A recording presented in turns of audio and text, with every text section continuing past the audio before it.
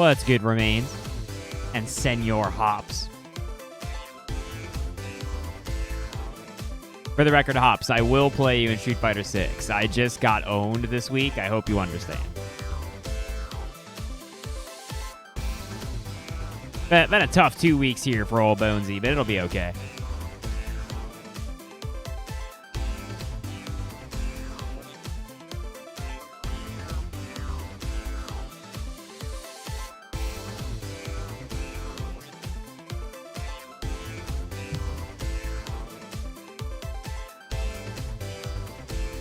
Abby-doo.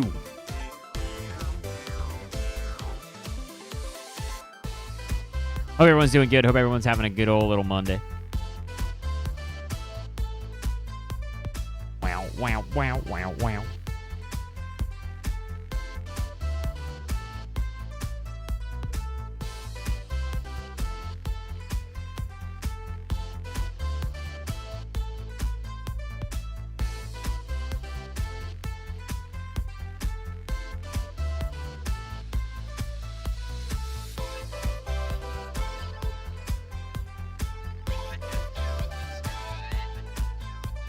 You doing okay, Tillian? You know, it's all about perspective, isn't it, Tillian? For instance, I got frickin' owned today. Just got my ass beat from sunup to sundown, but you know, it's alright.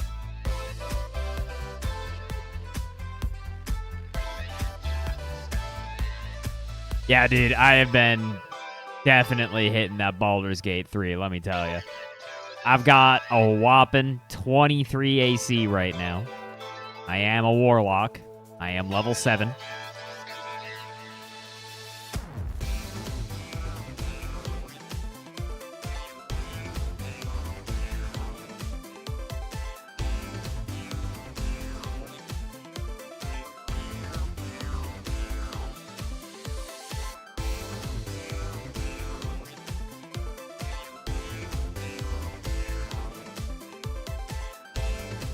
Is AJ playing Geeve? That's hilarious.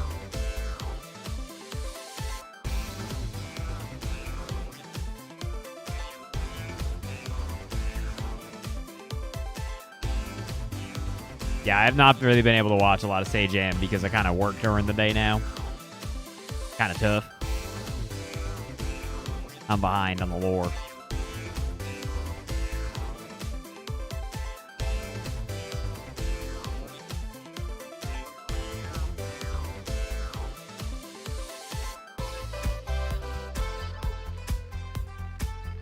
What's up there, Celiana?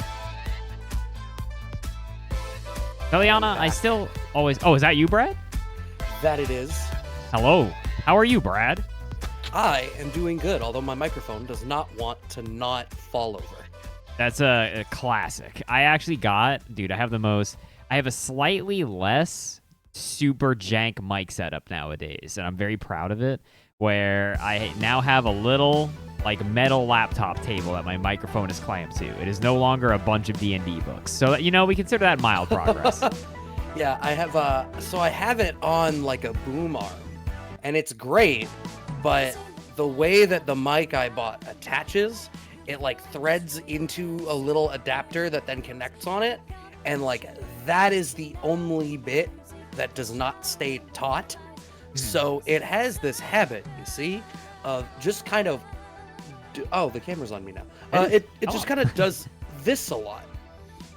Ah, I see. Dude, I'm not gonna lie. I had a big old like mic arm and I kind of hated it. Like, and then it broke and I got sad. So now I just have this little dinky kind of like clampy army thing that my girlfriend gave me. And it works pretty good. It's just like, the funny thing is, it's the hardest part about this setup is it's hard to find the thing to clamp the mic to on my desk, because my biggest hurdle is that my desk has a curved edge on the edge that faces me, so I can't just like clamp it onto the front of my desk, you know what I mean? So yeah, like, that's frustrating. I've done so I had a mic stand, and like I tried a couple of different things. I had it like on the desk next to me, and then the arm would come down like so and get in front of me. I had like a tiny one that brought it up right in front of me, but then the mic got too heavy. Now my mic stand is holding up my ring light immediately behind my monitor. Gotcha. That makes a lot of sense. By the way, so hold on. Quick little Bones lore.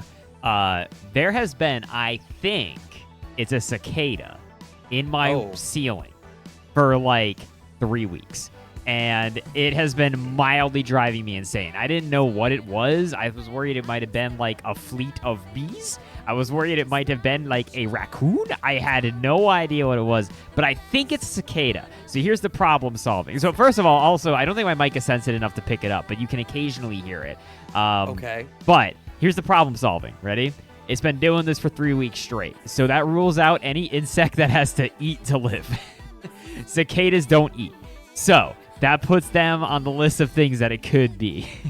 that's my entire... And it kind of sounds like a cicada, but it doesn't sound super loud. So I don't know. It's just been a weird thing. See, I don't know if... Like, I feel like I know what cicadas sound like, but so my wife is from Brazil, and so she has a very different experience with cicadas than I do. Because, you know, they're built a little bit differently down there. And, yeah, I feel like I associate it with, like... Somebody referred to something once as, like, heat bugs. Like the drone you hear when it's, like, warm out. Yeah, that's a cicada. Like, that's what I thought it was. Yeah, which I hate that noise because I hear that and I'm just like, yeah, I know it's hot. You don't need to remind me. Yeah, exactly. I didn't need to hear it with my ears. The funny thing with this, I think it's like got to be stuck in some insulation or something, so it can't do like its whole cicada noise. It can just kind of make it. It's weird. I don't know. Anyway, that has nothing to do with here nor there. This has just been a weird thing I've been dealing with. Like, I'm just happy it doesn't. I don't think it's a rat, and that is good. But well, like, so rats don't drone. Look, I can tell you, I have had rodent problems in this house. So I am. Here's some rat lore. Give me the rat lore. I am posted up in my basement right now. This is my office setup. Behind me is the basement wall, and right past that door is the stairs to my kitchen. Above me is drop tile, and apparently rodents love to just be able to crawl around on this junk. The first year that we lived in this house, I swear I woke up in the middle of the night one night to hear them in our walls. And our small dog, at the time our only dog, just on the edge of the bed, staring at the wall intently. And it's like, are you going to do anything about it? Are you going to like bark or do anything to alert this critter that this is not a place it should be? Or are you just going to bring threatening energy that wakes me up and in no way dissuades the mouse? Our cat is a hunter and found one the first day that we had her.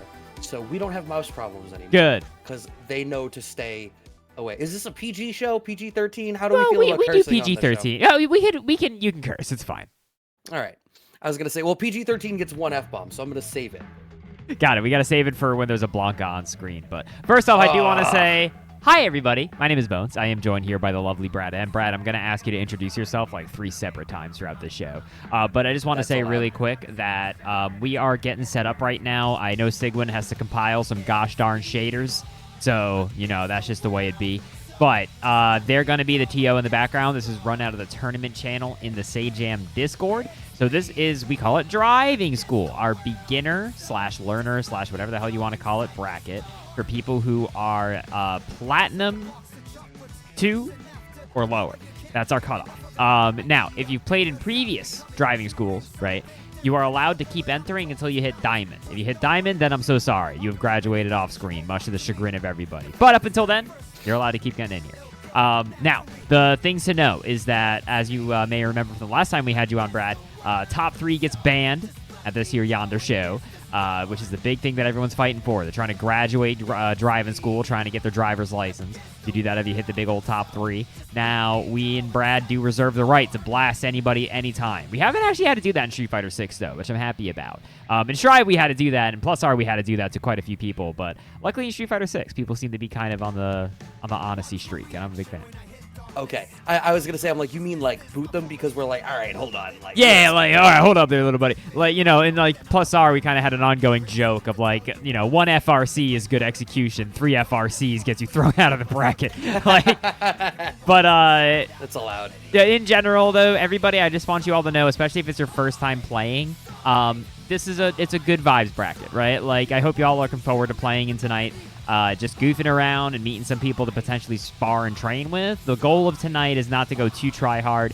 the big thing I always want to say before every time we run this is just remember, everybody, salt is going to affect everybody for a variety of reasons. You're going to fight somebody who you just don't like the cut of their jib. They're just pissing you off.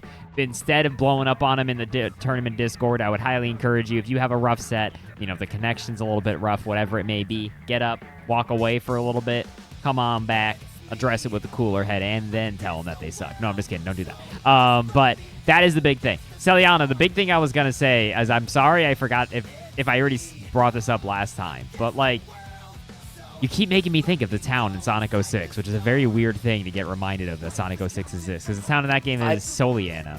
How in the world do you know any of the proper nouns from Sonic 06 that were not in one of the other games? Or Silver, the most obviously named hedgehog since Shadow? I'm upset. And then what was it? Blaze the Cat? How appropriately named. You're from the Fire Future, and your name is Blaze. Dude, well done. So my girlfriend is a huge Sonic fan, right? And I was cracking up because I was actually just visiting my niece and nephew, and she was with me. And they went to some kid's birthday party, and it was actually like a Sonic birthday party, and they had these masks from it, and that they got to wear, and they were these cute little felt masks to wear over your eyes. And one of them, I was like, "Is that a Blaze the Cat mask?" And she was like, "Yeah." I had no idea who the other character was, and my girlfriend did. She was like, "Oh, that's Borfledorf," and that's not their actual. I forget what their name is. There's some girl who's it's not the raccoon girl from Sonic Boom. It was but she looks similar, and she was from some raccoon girl in Sonic Boom. Hey, if you've never watched the Sonic Boom TV show, that show is actually goated. It is actually crazy how good it is. I remember Sonic X on. Sonic X is significantly less goated. I think that show kind of so. I didn't say I remember Sonic X fondly. I remember the theme song of Sonic X fondly. Because it was on, look, let's be real. I was watching Digimon and Yu-Gi-Oh! And all that other stuff on Saturday morning cartoons. Not One Piece, because the 4-Kid stuff was bad. And I've just simply never circled back. Dude, but I saw a clip of Sonic X. I think I retweeted it the other day. I gotta look up who this stupid Sonic character. Okay, I'm gonna. Oh my god! Wait, I can't just look up lists of Sonic characters. We're derailing everything. Well, we're waiting for the tournament to start. But I know we're in boating school, but we have to identify esoteric Sonic background characters. It's critically important. It's more important than frame data. It's more important than knowing your B&Bs. This is, I feel like, it's half the reason people watch the show is just for what nonsense conversations I loop my co-commentators into. Dude, I don't know if you've actually watched it a North American ICFC. It is nonsense. It's these people turn on their microphone and they're just bro, I just want to eat some chicken tendies. And everyone goes, chicken tendies for 6 hours. And that's the commentary. Sounds about right. Just the vibe it is. And then in 6 months, chicken tendies will be a t-shirt. True, exactly. It's gonna be out there. What absurd frame data? It'll just be your face going chicken tendies, and then it'll be in the 10-0 merch store right next to Tasty Steve's album cover. Yeah, last week was all Kung Pao talk for sure. So yeah, oh Brad. My God, you're gonna bring up Kung Pao to me? Here's my Kung Pao fact that even a lot of Kung Pao diehards don't immediately know. Can you name one of the 2 Nickelodeon shows that the creator of Kung Pao made? No. And there's something about this factoid that feels wrong. Jimmy Neutron and shot. Back at the Barnyard were both made by Steve Odenkirk. Okay. Look, I'm going to take us on a really weird tangent now, but there's a really weird theory online that suggests that. Go with me on this. There's I'm right. layers here. There's multiverse theory that suggests that because of quantum mechanics, every diverging possible spin and every diverging possible version of a decision spreads out into another branching reality. Sure, we all know how multiverses work. Marvel and DC are cramming it down our throats now. But there is another theory that suggested somewhere that when a timeline ends, your consciousness is shunted to the next closest adjacent timeline, and you continue onward. And I had seen it posited that the Large Hadron Collider over time has just been collapsing timelines, and as more of them collapse, existence becomes more and more completely unreasonable and statistically unlikely, and that's how we've ended up in such a wild and crazy world. Is now the only timelines left. It's like, well, in the world where the Large Hadron Collider didn't kill us all, of course you get hurricanes. Of course you have Jimmy Neutron made by the Kung Pao. By Kung Pao, right. I get what you're saying. There's other timelines where Jimmy Neutron is made by like Gerard Way of My Chemical Romance, and I'm like, yeah, you know what, I get that. But the one where it's like, you're telling me the dude that said Mufasa goes, "This is NBC" in the goddamn sky. This is CNN. Yes, CNN. Sorry. No, and it's like, that's the timeline that's where like he made got a blast. You know what the funniest thing about that is? I now know that Steve Odenkirk made 2 things that had a big CGI cow in it, and this is just a factoid that we have to live with because Back at the Barnyard's about a big old cow. So, given that the end of Kung Pao teases a sequel that we never got, and in that sequel, more farm animals are fighters. True. Does that mean Back to the Barnyard is a low-key backdoor prequel or sequel? It very well might be. Pao? I do want to say for the record that whole tangent reminded me a lot of some Smash Bros. Melee commentary that I've heard in my days. And what cracks me up about that is that someone earlier used the Bobby Scar emote and then SSBM Teo followed. And I'm just like, welcome, Smash gamers. You're infecting this timeline and turning Brad into a Melee commentator. Oh, God. Oh, God. Suddenly I have an opinion about Shine Spikes. That's a thing, right? What's weird is I know shines are a thing and I know spikes are a thing. Are shine spikes a thing? Yeah, I mean... Yeah, yes. I mean, that's the whole thing. I don't know if you know how this works. Fox's shine kind of knocks you down at an angle. So if he like jumps off and doinks at you, it kind of like spikes you straight down. Falco can't do it. You go up. So yeah, well, because and also I do know that Falco's shine is an abomination, and which like I don't watch Smash, but Smash content creators that do like informational content about Smash Melee make some really good stuff. Awesome Sauce is maybe the greatest content creator on YouTube. I wonder if that's one of the videos I've seen. But what I will say is, like, as someone who is a commentator who enjoys breaking down systems and the finer points of what happens in fighting games, and an engineer in my day job who also loves seeing all the dumb shit that can break, it's always fascinating when someone's like, here's the finer points of exactly why this thing works this way. Yeah, no, I mean, Melee is a fascinating game to pick apart for a lot of reasons like that. Someone did ask me if I had dumb frame data questions today, and I do see, speaking of Melee, good old Randall is stepping up for this first round. It's going to be Randall versus Yosheki. It's going to be Geef versus Jury. Ooh. That should be good. Before we do, I do have my pop quiz question for you, Brad, that no commentator on the mic has gotten correct, or honestly has even been close before. Question. What is Zangief's heavy green hand on hit in Street Fighter 4? No, man. I don't know. You gotta guess. You gotta guess. What is it on hit? I'm sorry. This is the rite of passage. All my commentators. You know what? Like, the thing is, because you're asking, I feel like it has to be a trick question. So I'm like, yeah, it's probably like -4, right? Ooh, you are the closest. You're the closest so far. It's -7. -7. The thing was, I sat there. You know what? As soon as I started being like, it's minus something, right? I remembered that one of my first training partners was a Geef player, and I was like, yeah, wait, isn't there a thing about one of the green hands being like, you straight up don't want to use it on hit? Well, like, oh yeah. The weird thing about it is all non-EXE green hands are all Omega punishable on hit. They are -7, -6, and -7 respectively. Yeah, they're traversal tools. They are. Anyway, get on to this first one. How's it going, everybody? We got Randall versus Yosheki. I am Solid Bones. I am joined here by the lovely BradM on the microphone. How are you tonight, Brad, by the way? We just kind of went right into it. Yeah, I am. We did just hop right into it. Yeah, you caught me when you were telling me about the sound check. I was finishing up. I had some ground turkey in my fridge that was going to go bad if I didn't cook it. So I made myself a patty melt with turkey, which I have not taken a bite of it just yet. We're seeing Yoshiki's trying to take a bite out of their opponent, Randall, right now, having this lockdown. This is a good spot to be in. And I like that the preemptive crouch shorts are like trying to check the drive rush. You can see that there's already a sense of how to approach the matchup. Yeah, Yoshiki is very they are an iron wall Geef. They didn't even SPD. They were just walking forward. I think they were dropping some of their drive rushes, I have to assume. I don't think they were just doing the funny blue flex. Ooh, okay, these full charges. I feel like I want to see like a little bit more patience out of Randall. I mean, you have a better walk speed. You have great pokes. We're seeing they're trying to do some footsies, but I think if you back up a little bit, get some more charges. Okay, nice jump in. Yeah, backing up and getting some more charges, and also you always have to remember that Geef's stand heavy punch loses to lows. So just like jamming a crouching medium kick or even a drive rush crouching medium kick out of that can be very effective. Oh!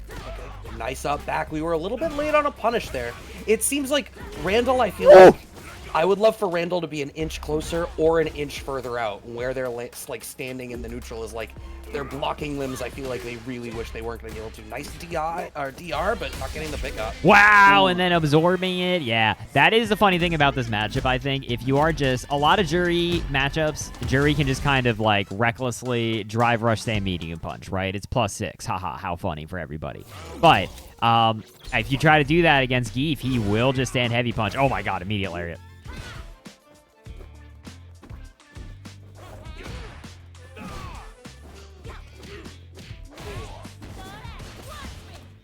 Also, how's it going there, everybody? Hope you're all having a good night. Hope you're all excited to watch some Jam Driving School. Oh my god, that was scary. I thought we were going to see an air SPD, dude. Uh-oh. Wait, are you with me, Brad? Brad? Uh-oh. I think we lost Brad, everybody. Hi, I'm Solid Bones. I'm here with solo commentary. Hope everyone's doing good. It's been a while since I had to do that. Come on now. Give me a little bit more. That was wild. That's never happened to me before. My Discord completely crashed. Whoa! Big news. Can you throw me your cam again? I sure can. Give me 1 minute. There is the camera. Good news, everybody. Brad's alive. Dude, do not bring up Snake falling joke. Did y'all hear about the Metal Gear Remaster stuff that came out? I think it was today or yesterday. Hold on, I'll talk about that in a second because we do have a match. But holy free holies, gamers. Anyway, Meaty Fireball. Nice, love it. Having that lockdown, we've got level 2. Yeah, this is the spot where you want to be. This is even with that drop, I think in a good spot. That was a good place to die. One more of those kills. Wait, does it actually? Oh, I think if it's a punish counter, it will. Now it will for sure. Nice.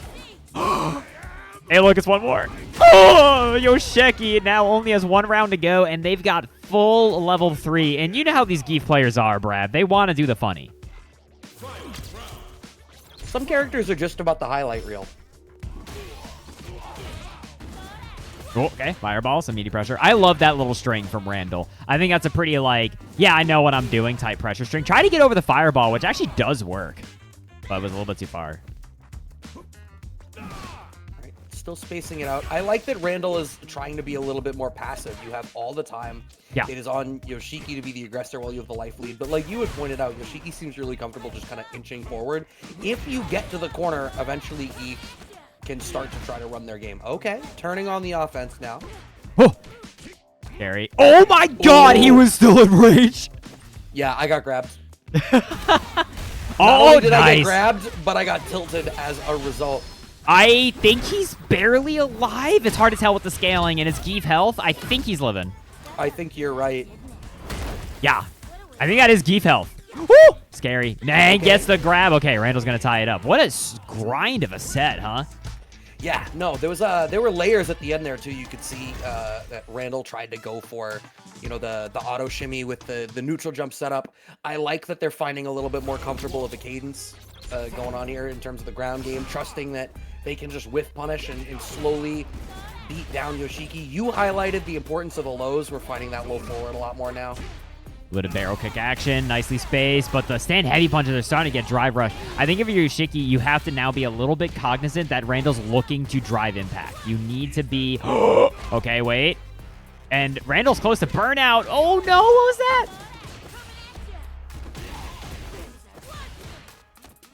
Sorry, food in my mouth. Yeah, that was a choice there. I want you all up, meaty parry on Randall's wake up. I want you all to know you can't see Brad, but Brad was looking at that happening and just kind of shaking his hand like, yeah, the entire time and couldn't talk, and it was very funny. It happened like as soon as... Look, I haven't eaten my dinner yet, y'all. I'm going to keep it a buck. No, I appreciate it. Turns out, came out pretty decent. Woo! You put There we go. caramelized onions on anything, it's going to be better. Oh nice my punish counter god. on the SPD. That did so much break. damage, dude. Yeah, and that was a good little, like I was talking about earlier. Oh man, actually got a DI back. lead now is Randall. Okay, nice counter poke. I think Randall definitely had the time there to try to swing back right into that level 3 once again. Yeah, right into level 3. This is going to give Randall the drive rush, or sorry, the drive gauge advantage for sure. A little bit of an audio delay from the internet getting blown up. No conversion off that. I am always scared of reversal level 3 from a Zangief. It doesn't matter how minus we are. Oh, I think that was it bad. 1,000%. I think that was light kick into level 3 every day of the week. Randall is going to be moving on here. So for good old Yoshiki, I'm gonna hit you with the hard truth of fighting games. I think you are playing in a way too solid. Like, I think your anti-airs looked great. You were only really committing to like pretty safe stuff mid-screen with like heavy punch and stand light kick pokes. I think as Geef, you don't want to take massive risks or anything, but you should be a little bit prepared to identify how it is your opponent's pressuring you and how to deal with it, right? I really think a lot of how Randall started winning there is they were just waiting to drive impact as soon as they saw stand heavy punch. And I think making sure in that moment, once you see that happen once, now you can kind of afford to just chill and just kind of walk around looking for DI, because Randall's kind of forced to play a little bit more passively. They're looking to drive impact, stand heavy punch. So I think then trying to drive rush in and be a little bit more aggressive is smart, right? And I think we saw that a little bit towards the end, like the forward light kicks into the barrel kicks and stuff. I think your light confirms need the most work. I think that's one of the only things that really wasn't tying the game plan together. You have to make sure that off of like crouch light kick, crouch light punch, you're actually getting a knockdown. And like I think that will really help a lot. But I think overall you were playing rock solid. I've got nothing but respect for it. That's my big gamer thought for you. Yeah, I agree with most of that. I think only most. I think when I look at it, you know, the point that really stands out for me is you highlighting the threat of DI against the Fierce Punch. You can see in that first game that Yoshiki was really able to just play that solid ground game, walk Randall to the corner. Randall started to have a little bit of difficulty. What happened was it was really once DI got back into the equation that Randall started to have these bigger swings, and you could see that I feel like Yoshiki got a little bit uncomfortable with it, where it started tending, like what was working for them stopped happening. I think the point that you're making about like once you're eliciting a response from them that you know you have an answer for, it's time to be like, okay, what is it that I'm doing that brings it out, and how can I now choose to bring it about? When I was at I was talking to Henry at Next Level, and he commented about the difference between like misleading versus baiting. And that was something that I thought was really interesting, where it's like baiting is very much about a momentary interaction, but misleading is about like once you've identified a certain tendency of your opponent, making conscious choices so that you can condition them over a longer term and then capitalize on an opportunity you've made for yourself. For sure. Or if you want a pop culture example, if anyone's watched How I Met Your Mother, the Shinjitsu episode, where Barney spends years sneezing every time Marshall says Shinjitsu so that he can make a bet when he wants something. That's I'm not gonna lie, that's kind of a boomer reference, Brad. You get one boomer. Boomer reference for How I Met Your Mother? Yeah, sorry, you get a boomer point for that. That's not my rules. Absolutely not. I disagree. I think everyone in chat agrees with me, but here we go. This is going to be Candidate versus Cactus Meat is a hell of a name, aka Optimus Prime 98. All right, nice. Immediately getting in, starting that offense there is, you said it's Candidate? Oh, that's what I'll go with instead of... No, Candidate is the other one. Cactus yes, Meat is the Cammy. Cactus Meat. All right, well, Cactus Meat is getting eaten up a little bit. No, nice connect off the low forward there. Yeah, a couple of misconfirms there from a Candidate. You got to make sure if you ever hit that EX palm, especially towards the corner, you definitely want to be getting that drink. It's one of the best opportunities to get it in the corner. Full Wrecker String, you're a crazy man. So some people will choose to do the follow-ups on the Wrecker String as like a little frame trap, but there wasn't even a delay there. We also didn't even see a Rekka previously. That is just full That's also true. Oh my god, that was a 2KK. That was a missed DP for sure, but it's okay. Gets the kicky drink, some plus frames. All right, nice lockdown. Cactus Meat okay in the corner. Good DI. All right, just going to see. Yeah, this is gonna actually, it's gonna do like a good amount of damage, but I think shockingly not that much because he is only level 1. Oh. Okay, one more. Oh, oh no! Punish counter back throw there. Cactus Meat finds the throw off of the DR. Gets the game on the board. Who can say where the cactus meet? That was an unfortunate drop there. Yeah, I would presume somewhere in the desert is where the cactus meat is. Or at, like, your local greenhouse.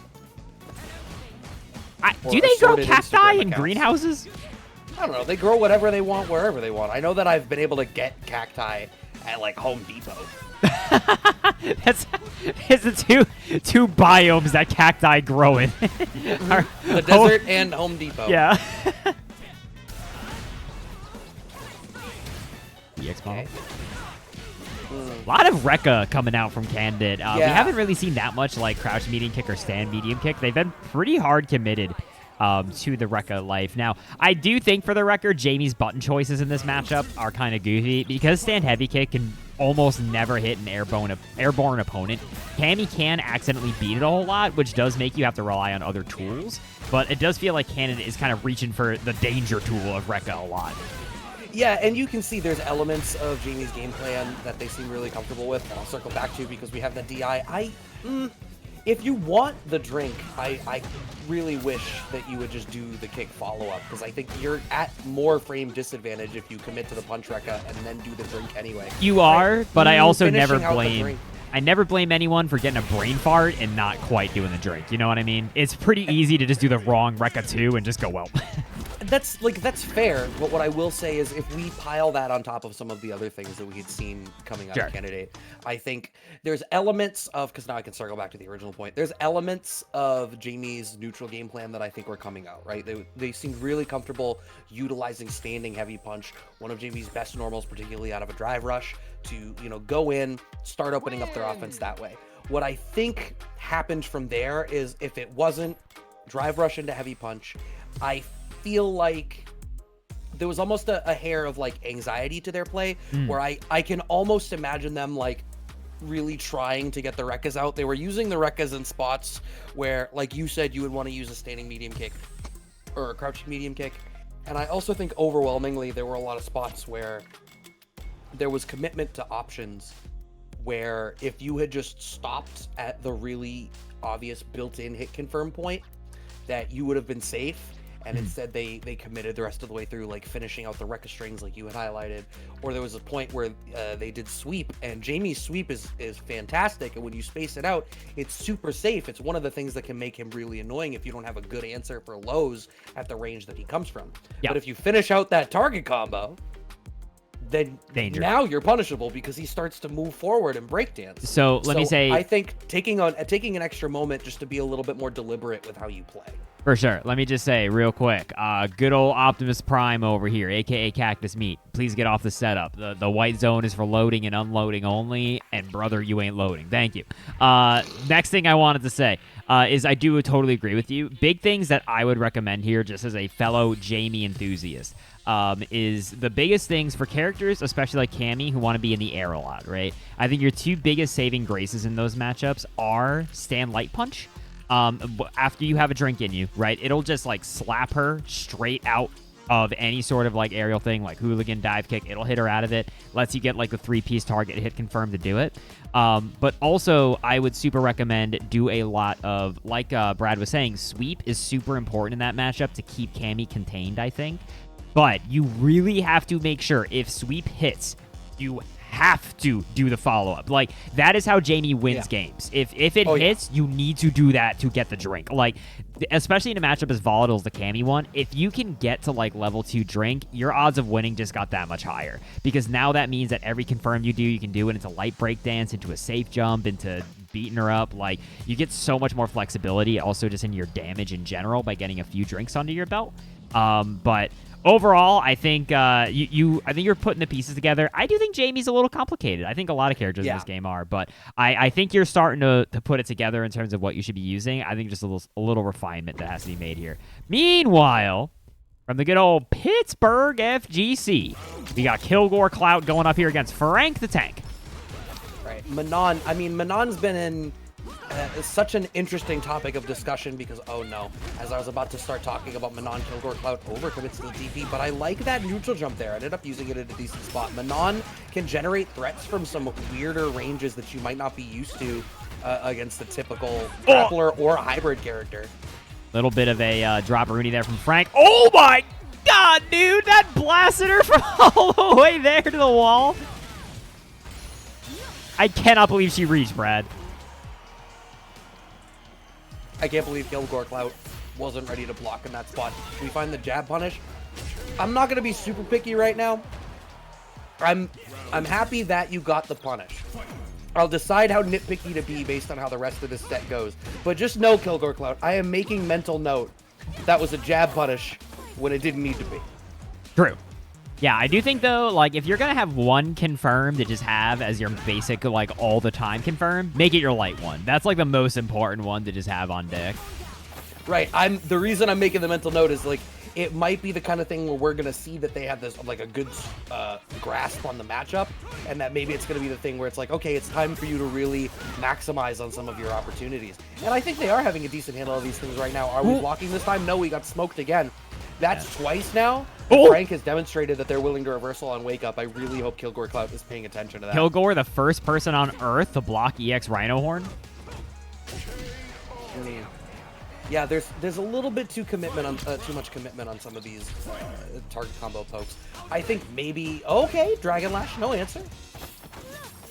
Oh, dude, that's level 5. Oh boy. Oh, good punish. Oh no, this is Brad. This is Brad. Did you just turn my name into an adjective? Okay, I love that answer. Way to bring out that DP there.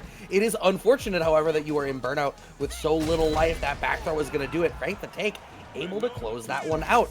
I think that DP, I love that they had that answer. I even almost wonder, like, oh man, like maybe you could have level 3'd there, even if you want to get, you know, real cheeky.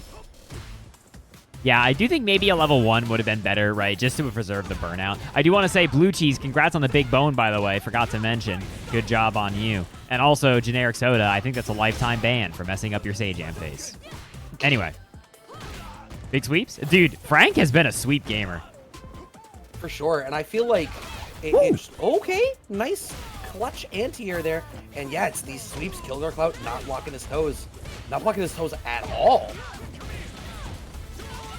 Yeah, I think that it is important as a Manon, who I know is a character. Oh, that was a big drop. Who is definitely. Oh, nice the eye reaction. I can't believe Kilgore's alive. Oh my god! And we have the pickup. There we go. Thank you. I expect maybe Kilgore heard me and is like, I'll show you, Brad. I got real combos when I need him. That was crazy. I can't believe Kilgore lived that. But I do feel like Frank is embodying, I think, some of the spirit Manon has to. You have to jump scare people with sweeps sometimes, I think. Like, oh, yeah. She doesn't have strong enough ground control to never use it. You know what I mean? No, for sure. I think Manon is a character where, like, she needs to commit to certain options. There's a reason that, like, some of her special moves and her sweep reach as far as they do. And it's because the goal is to make you afraid of walking back in that spot so that Manon can walk just a little bit closer and get, like, Standing Fierce hit confirm to get you into range 0 and start opening up her throw game. For sure. Nice low forward from Kilgore. But oh, my God. I kind of wish we could see, like, these low forwards into some drive rushes here out of Kilgore. I think they're picking really good spots to poke. I think they're committing, they're not utilizing the system mechanics to the fullest to get the most. What a counter DI. Right back at you. Oh, just, dude, he's dead. Mamma mia. My God, dude, the Manon. It's so funny once you, like, look up at the top of the screen and you're like, oh, she got 5 of them boys. Oh, he did. Right. Like, that's just the way it is. He's actually gone. Yeah, I think Frank identified the weakness in Kilgore, that they weren't watching their toes. They were not comfortable dealing with that sweep. And just the amount of times that it was like, all right, Kilgore's trying to walk back and play some footsies, wants to get into standing roundhouse range, and just getting clipped and letting him walk in and get another one of these strike throw 50-50s. And I think at the highest level, one of the reasons you see Manon struggling is once people are comfortable dealing with some of her stuff like that, it is harder for her to make those opportunities for herself. But she is not weak because she can't capitalize when she does get in. So if you're not ready to low block a little bit farther out than you think you need to, then Manon is just going to keep pulling you back into the blender. Yeah, no, 100%. I totally agree with that. I do have two quick things I wanted to mention is that our next match is going to be an electrifying one for the chat for sure. But Brad, it is time for another. I'm just going to keep a couple of these in rotation. It's time for another Bones Pop quiz. You got to guess some old boomer frame data. It's Capcom versus SNK2. What is Cammy's close fierce on block? So let's make a couple of things clear. Okay. That game is before my time and I never played it. Got it. This is not an excuse. I'm continuing to operate under the assumption that you're mentioning some of these because they're bullshit in some way. What is it on block, you said? Mm-hmm. For extra credit, you can tell me what it is on hit as well. It's close fierce? Close fierce. Close heavy Let's say it's +6. You are close, but no cigar. It is +10 on block. Now, for the record, for the extra credit point, on hit, it is also +10 because all frame data in CVS2 is the same on hit or block. Now, for the record, in case you're wondering, Close Fierce does have a whopping 3 frames of startup. So, see, I thought you were going to ask the startup, and I was immediately like, it's an older Capcom game. Oh, they're always like 2 frames. It's a close fierce. I'm like, it's going to be 3 frames, and it's going to have some bullshit, and it's going to be messed up. I think 3 frames would have been my guess. In fact, I might have guessed 2. I think if you like TAS it, I think if Cammy just is doing Close Fierce and micro walking up and doing another one, I think it's an infinite block string. Like, I think, because it's just so wildly plus. Anyway, BradM is unfortunately 0 for 2. Hey, Ed is playing Lily, who's actually a rare character, but like I said, this is an electrifying match, everybody, because I know there's a lot of Bobber fans in the chat. The Bobber Nation is always here. Ed representing the Lily. Yeah, Lily, I like that Ed is already seeming really comfortable with that sort of day one immediate Lily game plan. Get the win stores, cash them out into a mix-up. Ooh, nice little micro walk there. That is not invul. That is a bold move from Ed to do a non-invul EXEP on Wake Up. That truly, for Bobber, that strikes a little bit of fear in the heart, I think. That's terrifying. Oh, air did not Ed's work. playing this out really well. That air-to-air almost worked. Okay, and there's raids here. I think a lot of these pokes are working out really well. Now, you highlight, like, using a non-invuln, air quotes, reversal. It's like, that's a spot where it's like, oh, okay, wow, like, I actually really got to tighten up because this person is willing to take some risks. Now, correct me if I'm wrong, everybody. Ed did play them some Nago and Strive, right? I find it interesting they're playing some Lily. No level 3, could have finished it out. Bobber trying to hoard the meter. Looking a little Wario-like. Ooh.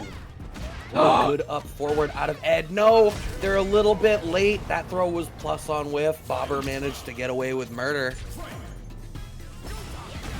Wow. That just crushed the low. It did. I did not know that it could do that. Today I learned. Nice reaction from the Bobber. Yeah, that's a great counter DI. Burning himself out. Into the level 3. No level 3. Oh, wow. This is rough. So, I think if I'm Ed, I kind of want to back off, get a stock or 2, and then just really abuse them. Good presence of Bobber to start using the neutral jump right into the level 3. Once you introduce verticality against a character that has these like really controlling horizontal options, like a wind-empowered Condor Spire, those neutral jumps start to matter a whole lot. So great presence of mind from Bobber to recognize what the threat was and immediately lay out the foundation for an answer. Yeah, great play there from Bobber. Oh my god, the tick throws are killing Ed right now. Okay, gets a stop. Oh my god.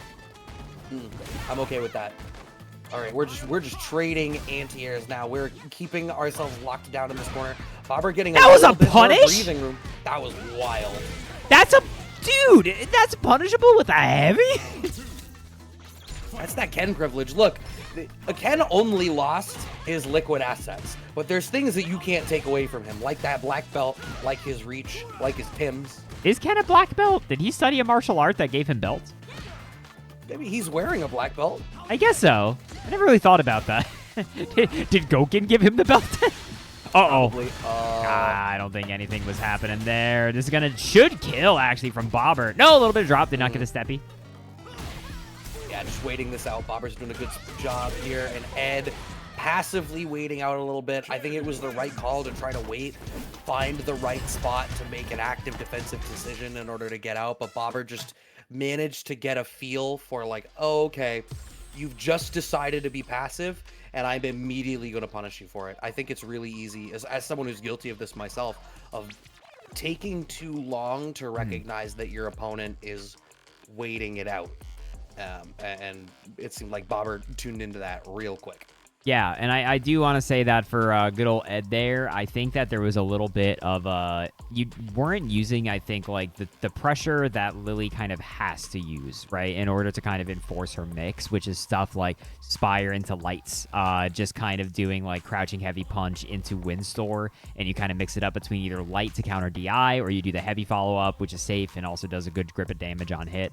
Like, there's stuff that you can do like that you I think have to do as Lily in order to enforce those mix-ups, right? And then like anti-airing with crouching heavy punch, the basic stuff that kind of forms her game plan. Because I think like Lily, especially if that pressure isn't online, she's kind of just like a slow walking sandbag that is going to get punched in the face. Like, she has so little defensive integrity that like if somebody like Ken just starts swarming her and she hasn't been able to get her own offense mounted, it's going to be bad. Like, and you know what I mean, Brad?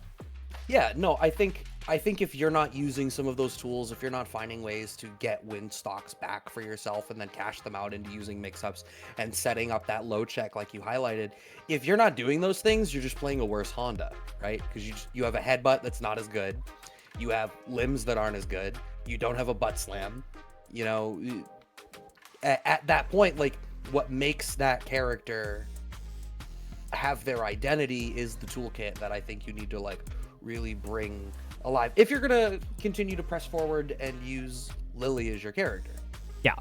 But I mean, that being said, I do think good old Sid Jumbo, that Buster, does have like his recent content has a lot of like good stuff in terms of like how he kind of structures Lily. You know what cracks me up, chat? I'm gonna wait. If there's gonna be an incoming raid, I'm gonna wait to make fun of them until they're actually here.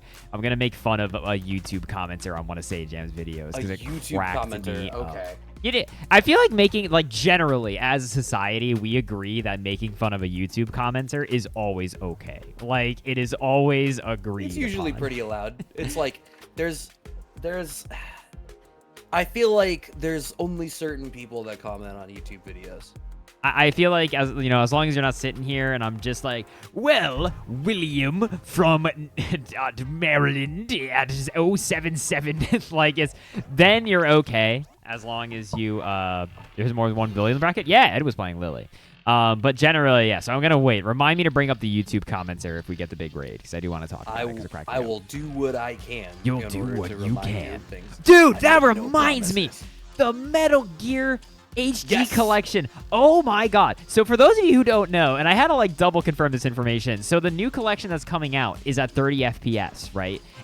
Confirmed on all platforms right now that it's going to be at 30 FPS, which is wild because Metal Gear Solid 2 was at 60 FPS on the PS2.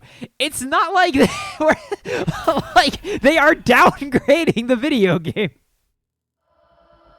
Uh-oh, where's my game? I don't have faith in... Look, whenever I see Metal Gear news, I'm like, yeah, I don't have faith in this. Anyway, this is Sturgelman, which I really like that name. Good old Sturgle, dude. Sturgelman! Sturgelman, get in here! What's the status on iHump's health bar? Sturgelman, go beast mode, baby! Yeah, this is And there it is, the big raid from the Samjewski. How's it going, everybody? I hope it was a good sesh y'all had over there on the SageJam stream. I heard Kimberly hit Master. Congrats to the big SageJam for getting another one. Right now, we're watching Sturgelman versus iHump. Sturgelman definitely accidentally crossed himself back up into the corner. and gets hit by the spiral arrow. So, okay, that reminds me, while everybody's do your here. Do your thing about the YouTube comment. So, I saw a YouTube comment that cracked me up. I don't know if y'all saw it on the... it was on SageAm's video where he was playing Lily recently. And somebody made a comment about, like, wow, SageAm, you're only complaining about Lily because you're abusing and spamming the same special moves. Wow. Such a, like, this is not how you play the character. And it was, like, the most unhinged comment I've ever seen. Like, to say that, like, he's just spamming the same moves, and that's why. Like, what, you wanted to use Lily's jump light kick? Like, it was very confusing, but... Like, oh, hold on. Have we all forgotten? Wait, okay, right. It's just no one's using Lily's fireball. That's the problem. Dude, yeah, I forgot. I haven't locked my chakra. I have burned themselves out. Both these gamers have burned themselves out pretty aggressively. Now a lot of pressure from the Sturgle.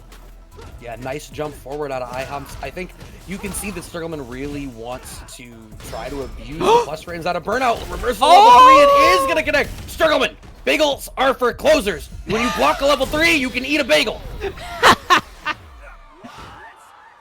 Oh my god. Best Sturgleman! In my oven! Yeah, that was unfortunate. Try to press after the stand fierce on blocks, too. Like, that was a weird normal to, like, do a reversal level 3 on. I thought Sturgle hadn't done anything. But iHumps didn't even do that as a reversal. They, like, waited and then did it. I think they were kind of expecting a cancel. Oh, star mute because I want pictures of Sturgleman. Tell me how, all I was thinking to myself, I'm like, why are both of our Sturgleman voices just J.K. Simmons in Sam Raimi's Spider-Man movie? You just call him J.K. Simmons? His name is J.J. Abrams. No, you're thinking of the wrong guy. You're thinking of J.K. Rowling. What? Wait, is this not a meme? Wait, I don't know what's going on. What just happened? I can't. Wait, oops, I mean J. Jonah Jameson. Dude, this is that's a good the time. character's name. Hey everybody, it's been fun. I hope everyone has a good night. Oh my god. We're gonna call it here, right? This is an okay place to just to call it quits and everyone goes home and everyone forgets. Oh god, I thought you were laying. I thought this was a bit. No, dude, I'm just tired. I worked all day. Anyway, sorry. Sturgleman managing to take that last round there. Oh, catch his toes. Going out with the start combo. iHumps is waiting a long time after blocking stuff to take their turn. I'm almost wondering, like, you had highlighted about how long it took for that reversal level 3. It seems a pattern out of iHumps in general that they're really patient about when they take their turn back. Sturgleman having a little bit of an executional flub there, and I know there's been Bergs posted in chat to help this Sturg. Oh, trying to go for the DI infinite. You gotta be careful for reversal level 3 though. They just mash and it works. That's crazy. Okay, no anti-air there. I think that's a scary. Wow! Was that? No way that was a confirm, right? That's crazy.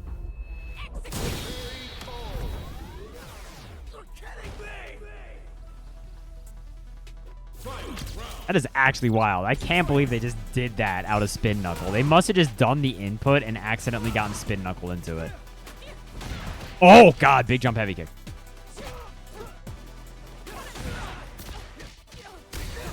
Uh-oh. I think Brad exploded again.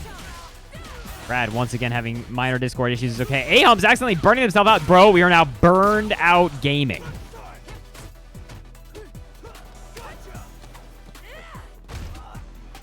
Oh, big throw. Okay. Hooligan. This is scary now for Sturgle. Stuck in the corner. You're back, Brad. Yeah, I am. Discord has never crashed for me once. It happens twice now. Oh, but I'm back just in time to see A-Humps almost finish out the job. You could have found the anti-air there. This is scary, though. It's so high. You might go to Memphis. Oh! Oh, my God. I can't believe Sturgle managed to find that clutch.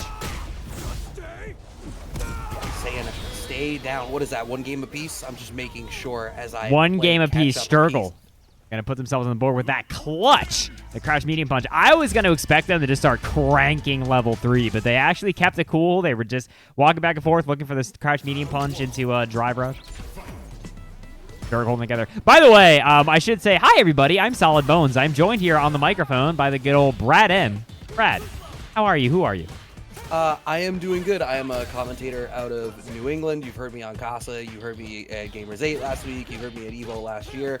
And I'm happy to be here providing, hopefully, some education and entertainment for the players that are still kind of cutting their teeth on getting a sense of this game, like Sturgelman here, now having iHumps locked down in the corner. You can see that they're going for that like walk in, walk out dance, but I feel like it feels like they're not sure what they're trying to get out of iHumps yet. They're just going through the motions, if that makes sense. Ooh. Oh, okay. Big air to air. Scary now for iHumps. Sturgelman approaching burnout, though, actually wasn't perfect. Oh, no. The DI. Yeah, the good old DI. iHumps holding it together right now. Sturgle once again, and has to be the comeback king right now. Oh, through the... Oh, no! Big drop, and making a drop like that against Luke is bad for your health. Yeah, I mean, Luke can cash out the big damage. Jump in, hits deep, but he's too far away for the crouching fierce. Yeah. Oh, nice meaty pickup there from iHumps, cashing out that level 3. Immediately, you're going to end up with the life lead as a result of this, but you do have to be mindful of that reversal possibility out of Sturgelman. Which is exactly what iHumps did. Oh, no, Brad. Commentary cursing the boy Sturgelman. Sturgelman down, and burned themselves out with the EX gunshot, and then didn't. That was definitely a brain fart. I bet you Sturgelman was mashing drive impact. Sturgle is going to drop down the loser side of this bracket. iHumps is going to be moving on the winner's side. Bunch of bones. How's it going, everybody? This is Brad. In case you've never seen his face, I'm Bones. In case you've never seen my face. Hope everyone's doing good from the big old Ft.BradM stream. iHumps is going to be moving on into tonight's bracket. If you're curious, you can check the bracket by hitting !bracket. For those of you who don't know, this is our quote-unquote beginner/learners tournament for Street Fighter 6. Gamers must be a Platinum 2 gamer or lower, and we ban the top 3 gamers every week. So everybody in this bracket is fighting for the right at driving school to get their big old driver's license for the right to never play again. And I see we've got some big names going on right now in the top side of the bracket real quick. We've got Sinky Steve 95 going up against Bobber. We've got iHumps has to fight Copy Paste. Randall still in it, has to go up here against Strawberry. And Hazy Hops is going up against SSBM Teo. Hazy Hops, the known creator of Say Jam, Dude You Look Huge. Did you know that? I bet a lot of people didn't know that. I didn't know that. Now you're gonna make me pull that up later, so that I can give sufficient Everyone, for it. Everyone, please spam the emote in honor of Hazy Hops. Thank you very much. Wow. So the meme potential out of Street Fighter 6, if nothing else, the meme potential from that game has been amazing. It's been quite high, I gotta say. It is quite a silly gosh dang game. I did want to say also, before we jump too far ahead, for good old Sturgle, I do think that I think the only reason you lost some of those games was drive meter mismanagement. I think you accidentally put yourself in burnout like twice or 3 times by my count. One time was just during a confirm. You didn't realize you had as little as you did, and you accidentally did what we call here driving school. You dropped your goo, which is just when you try to drive parry in the middle of nowhere and you just burn yourself out and have accomplished nothing. Goo is all over the dang place. It's a mess. So, like, just I think being a little more cognizant of how much drive gauge you have and making sure that you don't burn yourself out for not good reason, I think will really let you get, go farther, right? I think that was the only thing I could really point out there that was, like, a huge area for, like, obvious improvement. And next up, let's see, who are we going to get up here? It should be Hazy Hops versus, it's going to be Randall versus Strawberry.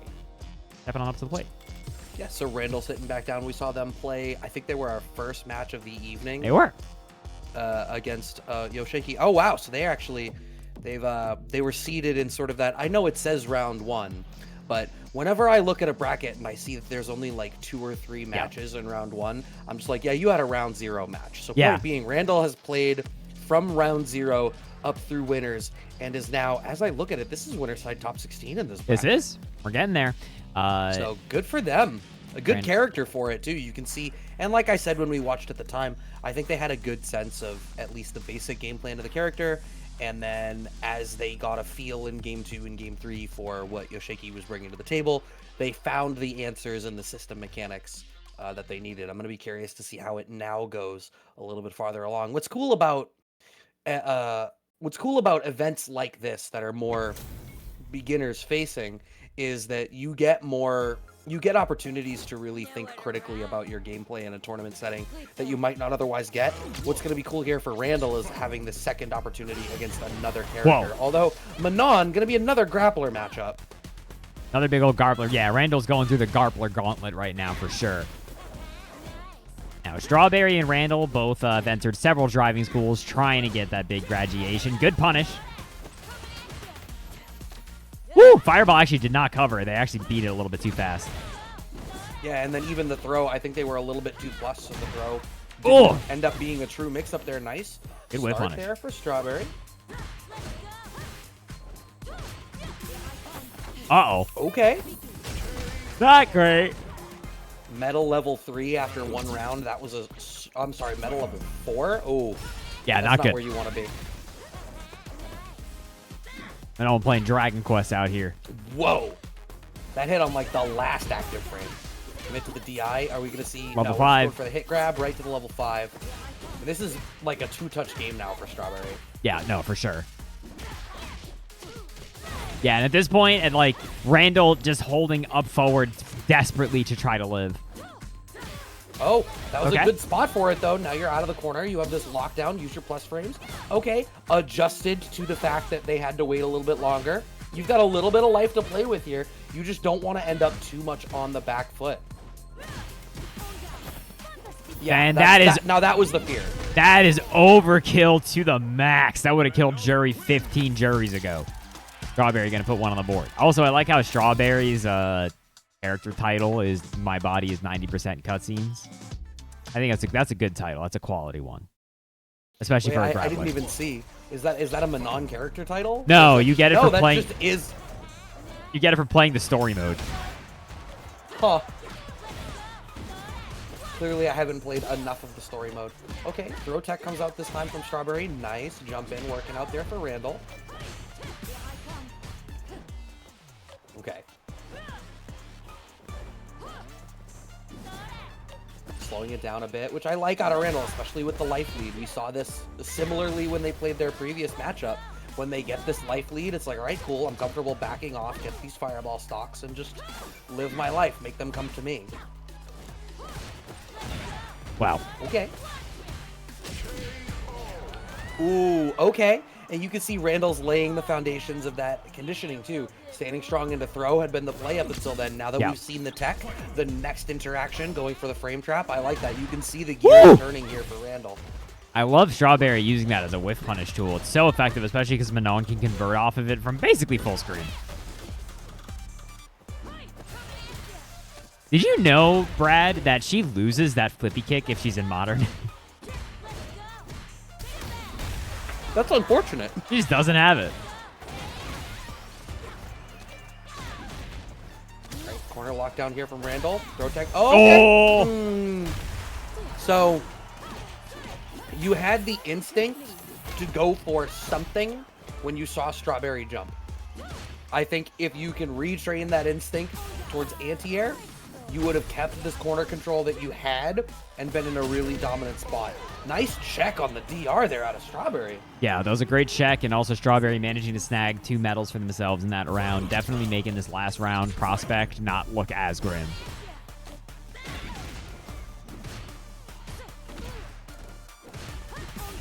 Yeah, I think if you can find some confidence in your anti-airs here, it's going to go a long way because you can see Strawberry's going to the air a lot more because I think Randall's ground game is giving them problems. Yeah, good tech there from Strawberry. Oh my god, traded the heavy kicks. Ooh, did not hit across the button. Oh, level 3? Nice! Full completion from Strawberry. You know, I think that might be the best Manon combo that we've seen on stream. Strawberry doing the full meter dumpage into the level 3. Gonna be able to take it here over Randall. Yeah, he did the fancy version. That's what I'm saying. Yeah, no, that was great. You know, it's in a bracket where the goal is to highlight growth and to, you know, pay attention to more foundational things. Highlighting being able to do the dope combos is something that I usually try not to look at because I think, especially historically, I think it's very easy to tunnel vision in on execution and combos and feel like that's the important thing. But in Street Fighter 6, I think when you know that you want to cash out, knowing even a simple way for you to dump everything that you feel confident bringing out when you know you need it is, I think, a good choice to make. For sure. If I want to if I want to send something over as well for Randall, yeah, I really wish you had cycled in pinwheel anti-air, because I feel like your ground game was starting to look really good. And I see you came in the chat and said that you're having trouble reacting to drive rush command throw. Yeah, that was an element of it, but I think there's spots where, like, if you can't check the DR, then you're going to end up in the spot where it's a mix-up, and sometimes you guess wrong. But there were spots where you had complete control over the game, and were in exactly the right spot to be like, that's where you stand when you want your opponent to jump so you can anti-air them. And if you slot that piece in, I think your corner game in particular ends up really solid. For sure. And I also just want to add to that, Randall, that something that I think you should consider is, first off, I got to ask, good old Strawberry, the zone is for loading and unloading only. And last I checked, you ain't loading shit. So get the hell out of here. What the hell are you doing? Get off the setup. But the big thing I want to emphasize, Randall, is that, like, guard breaking is kind of a whole theory in fighting games, right? And I think I could sense a little bit of frustration that when you were doing drive, rush, stand, medium punch, you weren't frequently able to convert that into, like, damage, right? Your throws are getting teched. A lot of times when you went for tick pressure after, it wasn't really converting. Some things to consider to start adding to the rotation, especially as jury, right? Doing stuff like drive, rush, stand, medium punch, walk backwards, stand heavy kick, right? Or stand heavy punch, the one that's cancelable. And to like EX Fuha, right? And doing stuff like that lets you start to build up this thing where it's like, okay, if they mash or throw tech, I'll beat them, right? And then you can do stuff like stand medium punch, wait a little bit because it's freaking +6, stand medium punch, right? And then that still lets you be plus, but now there's enough of a gap where if they try to throw tech in the middle of it, you'll kill them, right? But I think just doing more shimmy pressure would really help because, again, delay techs are different to beat than just people mashing throw, right? Like, if you're just trying to frame trap after, you won't always catch the delay tech. It might be too fast. So trying to do stuff like shimmying is specifically how you start beating that, which is jury is as easy as just walk backwards, stand heavy kick, or stand heavy punch, right? I get confused because it's a freaking kick. It's a heavy punch. It's dumb. It's stupid. The character's dumb. It's weird because she still uses her arms. But it's like her heavy punch is still a heavy kick. I don't know. This is Capcom. What are you doing over here? You're trying to make a game or trying to make a joke? What's up? They're trying to make costume sales, and they succeed. Okay, you say that, but I tweeted about this the other day. Like, I feel like the costumes have been so slow. You know what? I actually am, now that you mention it, I am a little surprised that the first DLC costumes didn't drop with Rashid. That's what I'm saying, right? Also, next match stepping up to the plate here, it's going to be Hazy Hops. Lord Hops going up here against Ft.BradM Teo, which I assume either means that they play Melee or they're a really big Super Monkey Ball fan and they can't spell. I think they might have written an algorithm for an even more impressive version of skill-based matchmaking. Unfortunately, to get to that Tatsu there were a couple of layers in place there. No anti-airs coming out of Teo, and we are back to a fireball game. I like that we're both feeling kind of comfortable to be like, let's feel out some neutral. We're burnt out. Let's not, be too hasty. Ooh, Teo definitely pushing the offense. Both these gamers blowing a lot of their meter. I post, for the record, the new bracket for next week whenever we wrap, which is usually around 11. Great reaction from Hazy Hops. This could be a lot of damage. Oh my god, and he's got the perfect, too? Okay. Perfect. The level 1. Send him back full screen. Now you can just play a fireball game. You have the life lead. Get the parries on the fireballs.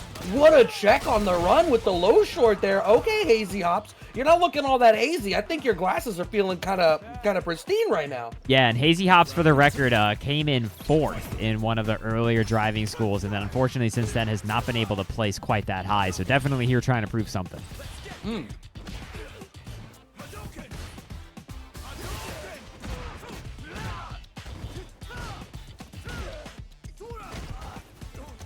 Oh no, big throw whiff there from Teo. Definitely a little bit of a missed time. That was an interesting crouch medium kick. Doing crouch medium kicks on defense, I think, is something that people don't talk about enough. It can be very effective at stopping like shimmying and just kind of general stagger pressure. Oh my god.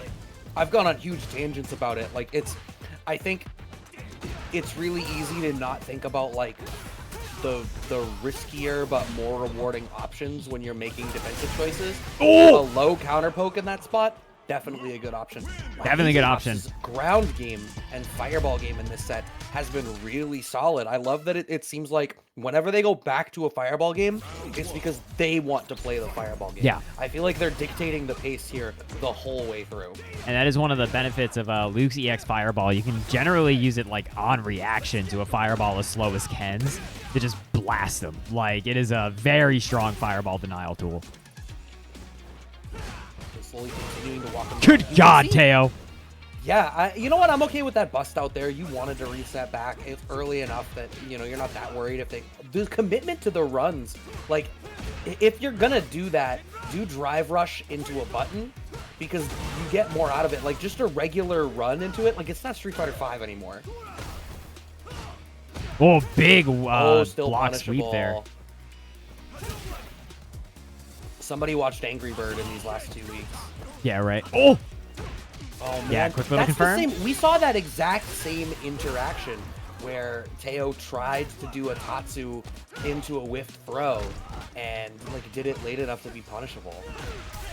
Oh my God, Hazy Hops let him off with a warning there a little bit. Oh, didn't realize it was gonna hit. Hazy Hops just woke up regular DP. That, you know, that was not a reaction to that neutral jump. Okay, going for the jump forward.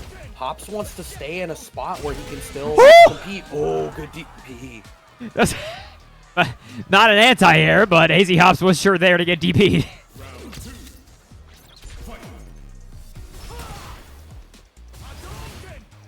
Alright, Teo has a round up for themselves. Okay, a check on the DR. We were a little bit far away. Nice. So, okay, the anti-airs out of Hazy Hops have been really good. I think Teo's have been a little lacking. I think if Teo opened up the anti-air game, we would go back to like, I think the ground game would be a little bit more solid. I want to see less of that run. Great block there from Hops. Teo has DP'd there several times now and should be able to... Ooh, barely didn't beat the build a meter for level 1, but I mean, Teo's burned out. This is not a good look. Yeah. Oh! Start doing some target combo stuff. Nice. Nice! Fierce, but, oh! Love that. I love Hazy Hops just kind of squaring up there, just waiting for the jump, chilling. Yeah, in fact, like, what I was talking about with Randall, it was exactly that, right? There's a spot on the screen where it's like, please jump at me. I want for you to jump at me. Do it. And the Hazy Hops planted right there, and the anti-airs from Hazy Hops have been immaculate. Part of it is if you stand in the spot where your anti-air works, and you don't commit to anything that precludes you from doing it, you're going to get some anti-airs. You know, unrelated, man, Ken's theme is good in this video game, huh? It is. I think it's... The biggest problem with Ken's theme in this game is that Ken's theme has always been good, and it's a different thing now, so I still miss his classic theme. Yeah, I mean, I miss everybody's classic themes, but also I've been hearing those themes for about 30 years, so I'm pretty happy they just went in a pretty different direction. 100%. But anyway, sorry. Hazy Hops and Teo right now. It is down to Brass Tack. Goes straight to EXDP. One level 3, though, from either of these characters will instantly end it. Yeah. But Hazy Hops is back in that fireball game. Oh, you definitely could have DI'd there. In fact, I thought the jab check was to do that specifically. Once again, oh, I think you wanted it, but you were too close. Still got smoked by the punish counter on the DI, I'm sorry. And Teo is able to close out a game. Fortunately forced to sit down and shut up, tie it up 1-1. Yeah, I think Hazy Hops is getting a little trigger happy on the fireballs when it's going down to brass tacks. Like, that's getting a little scary because obviously it is so punishable by things like drive impact or just a straight jump. I think Hazy Hops has been maybe getting a little too fireball hungry there. See, I almost imagined that he was doing those fireballs because he wanted Teo to jump again, or because he wanted to start a fireball game and then like level 1 to beat it out. And I think they were just not prepared for the fact that they were not in a spot where it was a safe option. But maybe I'm giving them too much credit. Maybe it just is like they get in that zone and they stay in that zone a little bit too long. I also think Hazy Hops is a little EXDP scared, but like, oh god, yeah, that was a good grappler jump. But like in a situation like that, right, if Teo is gonna EXDP on Wake Up and burn themselves out, you're cool with that, right? Like that's like 100%, yeah. What a comedy of errors! And the sweep goes unpunished, so Teo ends up getting the anti-air they wanted in the first place. Oh, Chaos Dunk did not kill, but managing to clutch it out with the throw. Bro, I did not know that Ken's DP That was a light punch DP too, right? He went just high enough that Luke went under him. Is that because Luke ducks down? I actually don't know. Maybe. Okay, managing to duck under the roundhouse. That was an expensive combo from Hops. It is. I think you've got the corner control. As long as you can keep this slow, trust your ability to anti-air. You can see, I mean, Hops is even just trying to back off. That one fireball is to elicit the response. 2 bars available. You got to start parrying these fireballs, but I think the fear is okay. Wanted to DI the fireball. That's why we were playing so passive. Oh my god, I cannot believe Teo just held forward on Wake Up. That's actually the most terrifying thing I've ever seen. Woo! Oh, that's mad punishable. And now we have another level 1 in the tank here for AZ Hops. So you are frightened to play a fireball game here as Teo.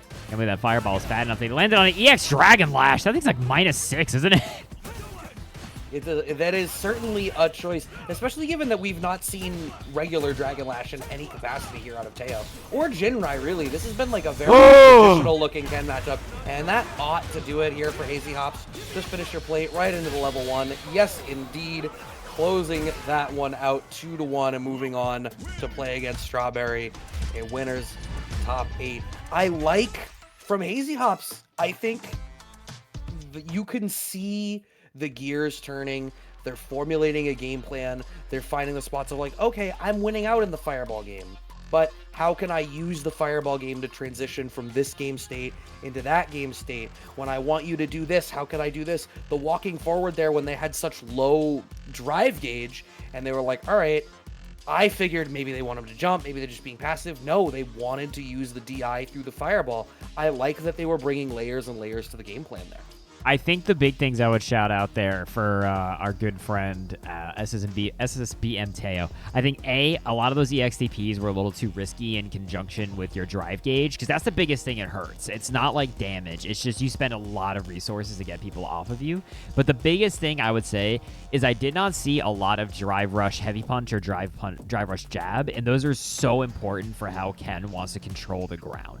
Right? Like, you were trying to fireball war Luke, which can work, but, like, Luke's, at the end of the day, he's going to have a better fireball, and it's going to be risky, right? So, like, I think that as well as just trying to have cleaner anti-airs with the DPs, I think if you were to start doing a little bit more drive rush heavy punch and a little bit more anti-airing, I think you'd see a lot of results. I think a lot of the like the groundwork is already there. So, here's what we're going to do, Brad. We are going to take a break because we're going on into our big top 8 side of the bracket. So, we're going to be back and live at 8:45 a.m. Or, sorry, p.m. Yeah, we're going to back tomorrow, everybody. No, we're going to be back in, so we'll give it... way too early for Street Fighter. We'll give it 7 minutes, and then we'll be back. For the record, Brad, I am just going to mute and deafen you in Discord, and then when I see you walk back onto your webcam, I'm going to bring you back in. But otherwise, everybody, we're going to go ahead, and we're just going to play some jams, and I will let Brad and I go take a break. We'll be right back.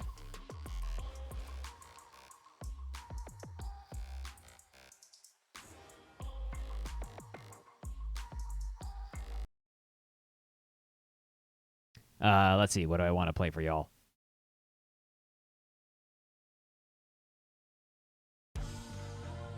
Yeah, we'll do this. All right, 1 sec. Gotta grab some water.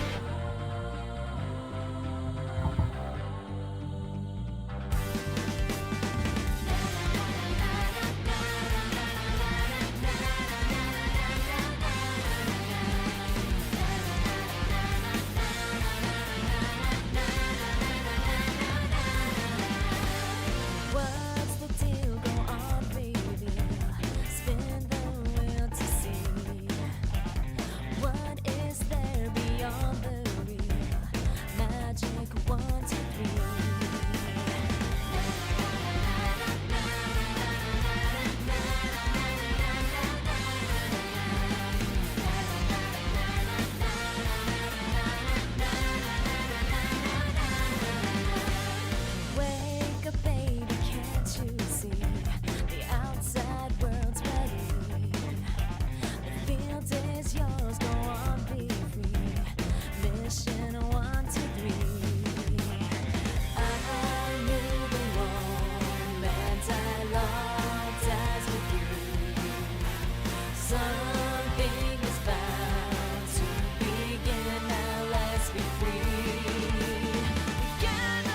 Gotcha. I will just call you Teo. For the record, do you play Melee? Just curious.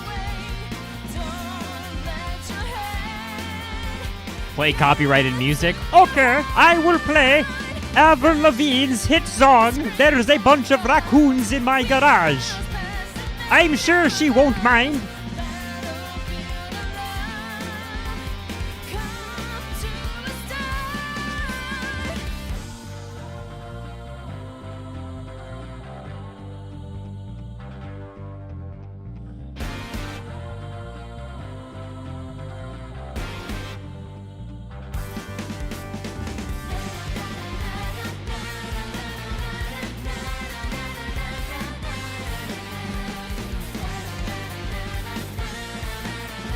Who do you play in Melee? Warning, I'm going to judge you heavily. Ft.BradM, thank you so much for the big 3 months of Prime. Very appreciated. Very kind of you.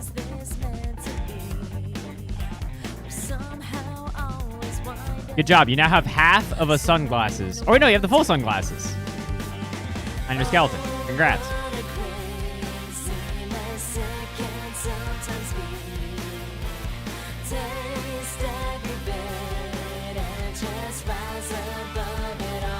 No, you cannot request a song. You play Fox and Roy? That's okay. I think there's only, to be honest, you know what's funny? I feel like I would judge you more harshly if you said some weirdo shit. Like, oh yeah, I play Kirby. Like, that would make me be like, dude, come on. Grow up.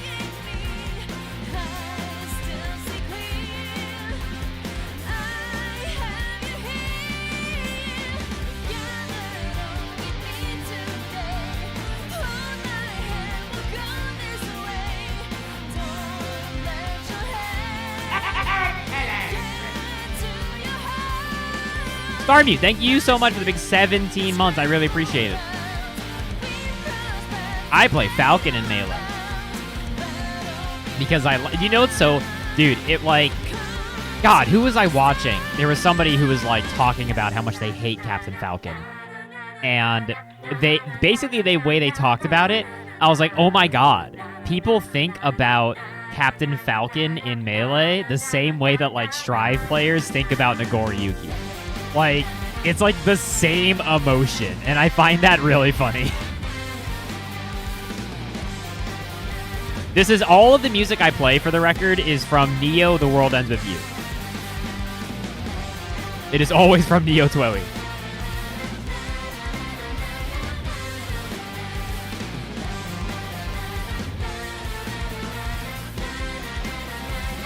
I do play on Slippy. I'm not very good, for the record. I'm not like a secret Melee god.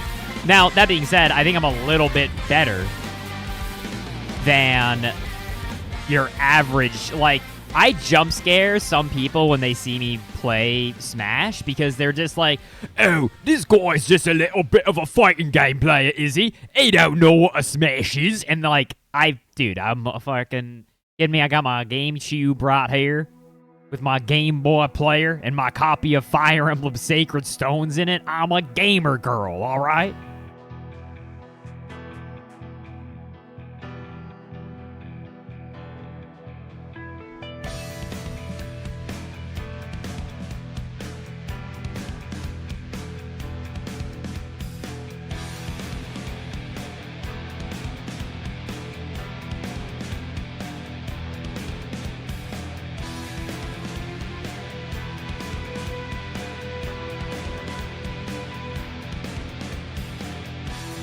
I will say, in my ripe old age, Melee is not a game that I'm interested in playing like a mid-tier in. It's just not something I want to do in life.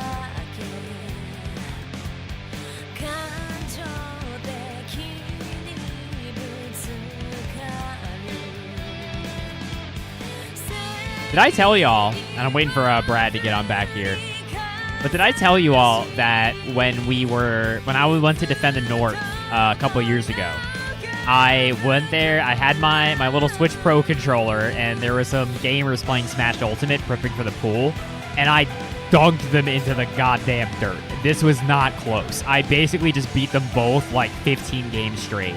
And they were like, dude, are you in bracket? And I was like, oh, nah, dude, I'm just here to hang out. and I left.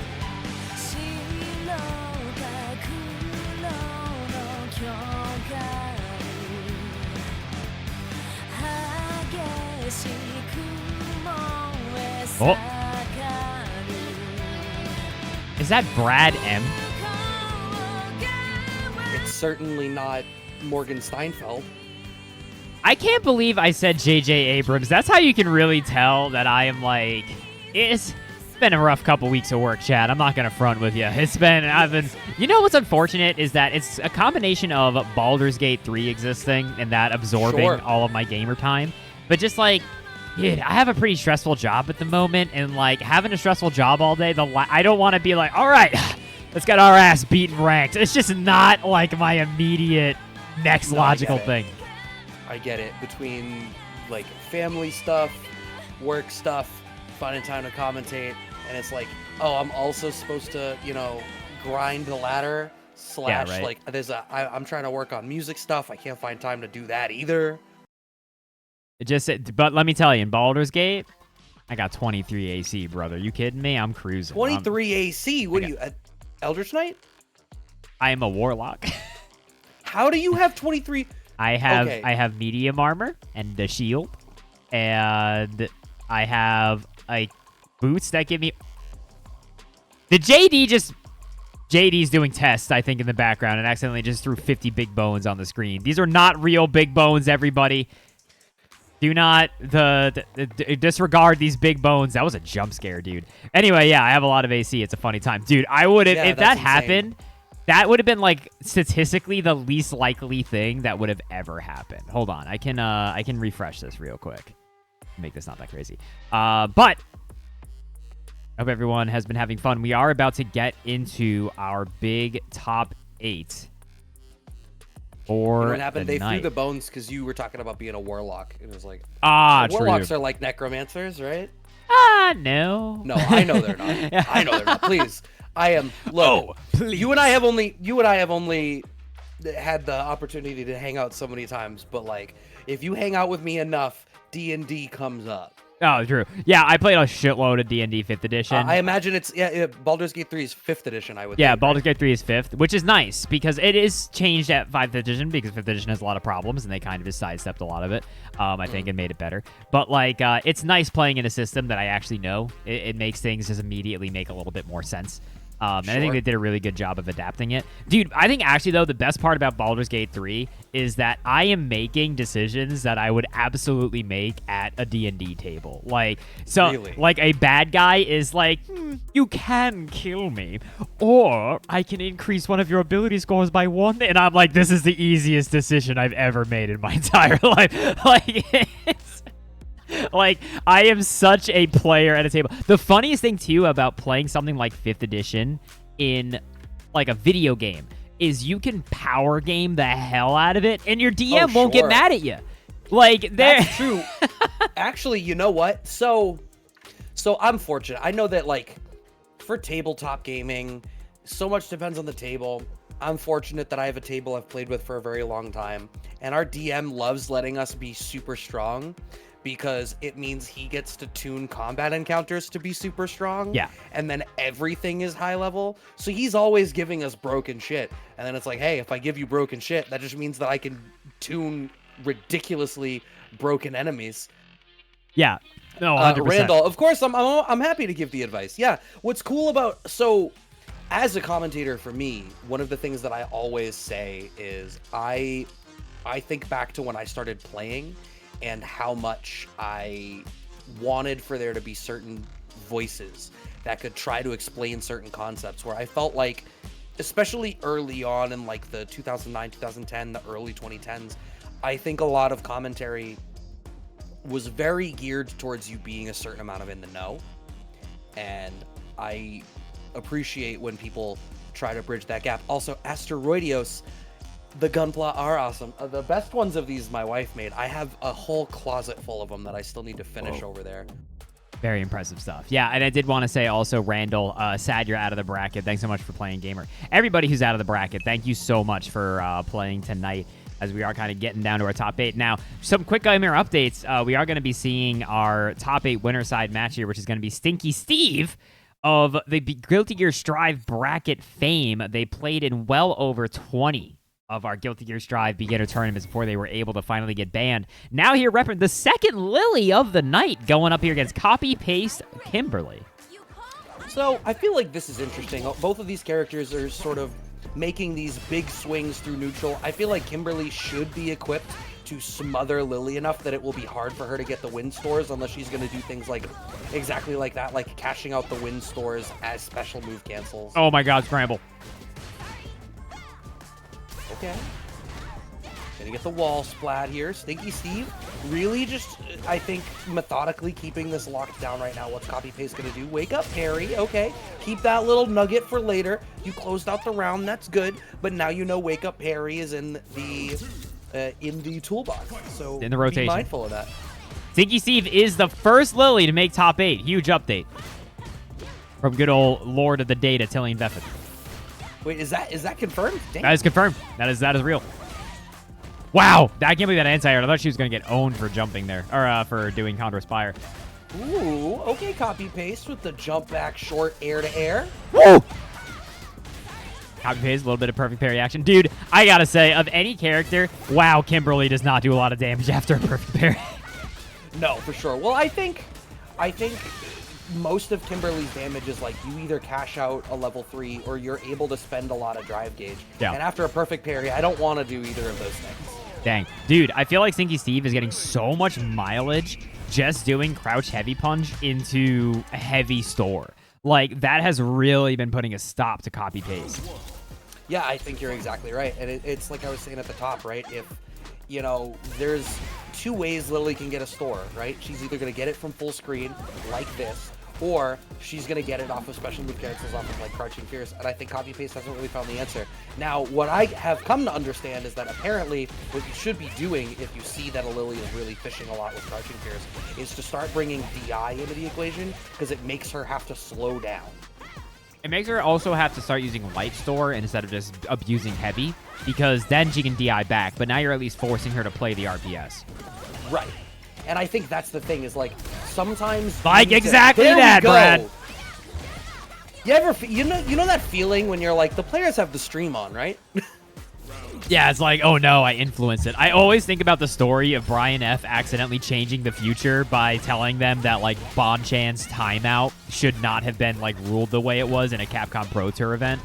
And he's like, it's like I reached into the TV and I, like, changed the future. Like, I shouldn't have been able to influence it the way it was. And for those of you who have not seen that video, that's one of the favorite Brian F. things of all time. Yeah, and there you see, again, going for the heavy one, not able to DI back.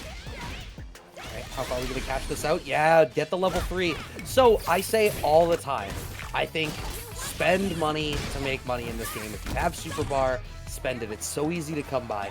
With Kimberly, the second you have access to a level 3, you should just use it, because the cash out, the earlier you burn your level 3 and get that damage bonus, you will only get more return out of it. Wow. Wow. Dude. Oh, no, she jumped! Oh. Nothing for your trouble. Dude, Copy Paste really cranked up the offense there. Yeah, for sure. And I like that energy, but part of it is also bringing in the DI is the answer to the Crouch Fierce heavy store, means that now you actually have to meaningfully engage in this ground game a little bit more. And I think that's what's given Copy Paste the room to start to actually play a game themselves. Nice. Oh, you could have answered. Oh, no, that was a punish counter. No, yeah, that was off the slide like that. You are so boned. Right. Putting yourself in burnout is unfortunate. Okay. There's some tricky stuff here. I feel like Stinky Steve is kind of demonstrating that when Kimberly starts doing those Kimberly things, maybe they're not super comfortable with when and how to shut that down. And, you know, same, buddy. Same. Same, DBH. I do think Stinky Steve maybe should have not gone for command grab there, because when someone's burned out, your strike pressure is naturally so much stronger because of how much more plus everything is. Oh, a little bit of a drop there, and by a little bit, I mean a lot of it. That's fine. The run, they just wanted the drive gauge from the run. That's what that was. We were optimizing for meters. That was definitely a command grab every day of the week. Oh my god, dude. She would have died if that was blocked. All right. Stinky Steve on set point. Okay, I think, like, if you're gonna play that passive, that's fine. But then when you see the character flash green, you need to answer it.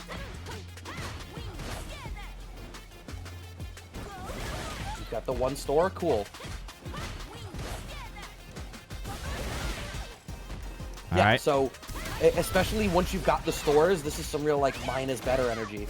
You know, copy-paste can try to run and do, like, run ninja stuff all they want, but, you know, if you've got the store, you can bulldoze through the screen just fine. Yeah, and right now, Copy Paste actually was 2+ there, could not get the throw off, and now burned them out through Block Sun. I don't think it did anything. They were 2-. Oh no! And that's gonna burn out Stinky Steve too. That puts Copy Paste in a great spot. Uh-oh, gotta be Bait careful. out the reversal. Oh my! You didn't bait out the reversal! That vacuum dude grabbed her big toe. Hold on. Oh my God. Stinky Steve from the jaws of defeat is going to get hit in the toes. We are now down a double Luigi between these two for the right to get into winners finals. Oh, good God. Okay, I like that. You know, Copy Paste is trying to use more DR. They've got that breathing room, all right? I've slowed you down on the crouching fierce, so word. Now I can start to really dance in and out. Kimberly can rubber band around the screen with the best of them, so let them do that. Now on the back foot, though, as Stinky Steve has them shut down. Good check. Wow, actually still had time to block that DI. Good, still had time to do it back. Copy Paste, very aware of the DI responses from old Steve. Gonna be able to do quite a grip of damage there. A combo off the overhead. Level 2. Oh, a little bit of drop. Uh-oh. Oh, please tell me you're blocking. Yes, okay. That's a mistake that you only make once. Yeah. And the overhead gonna clean it up. Copy Paste is gonna move on to the winner's side over Stinky Steve. That was really a battle, it felt like, of like who gets their offense online first, and then they're gonna hold forward. I think the big thing for Steve, and I'm gonna say this in Anji terms, for you to understand it a little bit better. But, like, you have to recognize in terms of how you're structuring your offense in this game, if you are leaving something that is consistently answerable by DI at the end of a string, the second they represent DI as an option, you have to make sure you start cycling in new stuff. You got hit, I think, seriously by 4 or 5 different DIs after in the corner you did light, and then try to do crouch heavy into store. And they would DI the crouch heavy, and then it doesn't matter which store you do, you're going to get blown up by the DI if you try to cancel it after. And I think that's something you just have to really start looking for once they represent it, and you have to make sure you're cycling your options. By the way, Rob, thank you so much for the big 37 months. That is a tremendous amount of time. Oh my God. The only characters, by the way, Brad, here's some nerd data for you. The only characters Love nerd data. to not yet make it to top 8 are Dalsum and Rashid. So I feel like Rashid is grandfathered in, given that he only just came out comparatively recently. Sim, I understand, especially given that if the spirit of this bracket is that it would be a learner's bracket, right? We're all trying to get our boning license here. Sim is a character, like, you're not going and taking your driving test in your dad's Toyota Camry from 2002, and then, like, expecting that you're going to go and drive an 18-wheeler, right? Like, the amount of horsepower behind piloting a character like Dalsim is, I think, going to be difficult to represent in something like this. Zeeb says I'm a flat 2 sim. All right, well then, like, screw me then. I don't know. Get on in here, brother. Do it. This room. Be the first. Be the first. Trendsetter. Be a trailblazer. The good thing with Dalsum in this video game is I think that if you have your offense online, bro, you will cook people who don't really know how to fight Sim, and I think he's a pretty rare character, all things considered. But yeah, that was really good there from good old Copy Paste. They're going to be chilling up on the winner's side, which, for the record, for those of you keeping score at home, does guarantee them a ban. That does mean they are going to be in top 3, so they're going to be getting their graduation. Now they're just going to try to fight for that big first place spot. Good job there for the big shiny Bidoof I see there that doing the Discord boys are pogging for him. You always love to see. That's one of my favorite things I see here for the record, Brad, is like the little pocket communities who have their one boy kind of show up in the bracket, and they're going through and everyone's freaking out about it. It always brings a tear to my eye, you know what I mean? Oh, for sure. The sense of camaraderie that you get in the FGC in general is, I think, it's one of the things that really brings it alive for me. There is no better feeling than, you know, feeling like, especially, it could be people that you haven't been to a local in 6 months. You haven't seen these people. You passed each other on the street, and it's like the little how do you do, and then you find out your boy is in top 8, and like nothing else matters. You guys are all right next to each other in spirit, sharing that energy with them. I had this at my boy Kite made top 6 at Dragon Ball at Evo this year. Whoa! And that same thing happened where it was like, it starts to navigate through the Discords and the Facebook Messengers and the Twitter. If I could say that and sound any older, oh my God.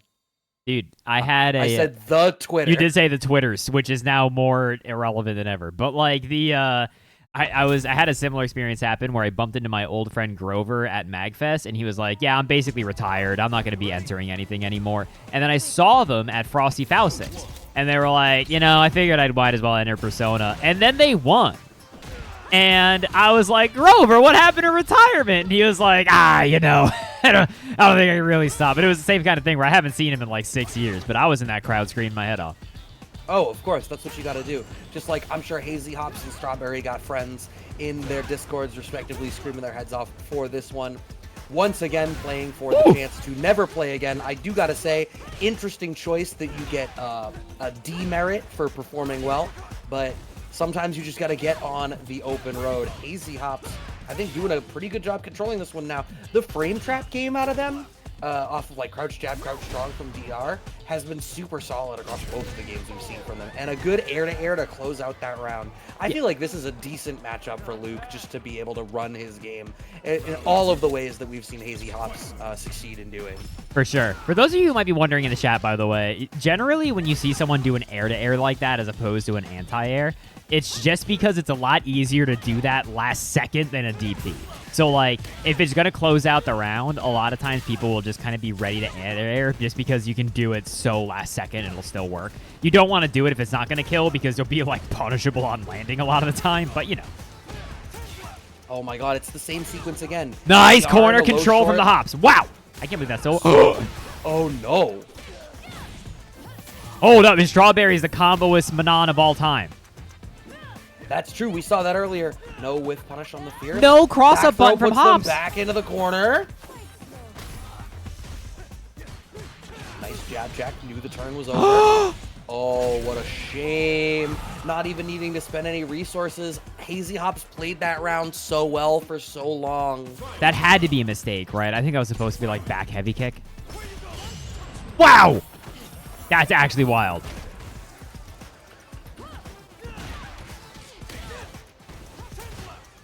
All right.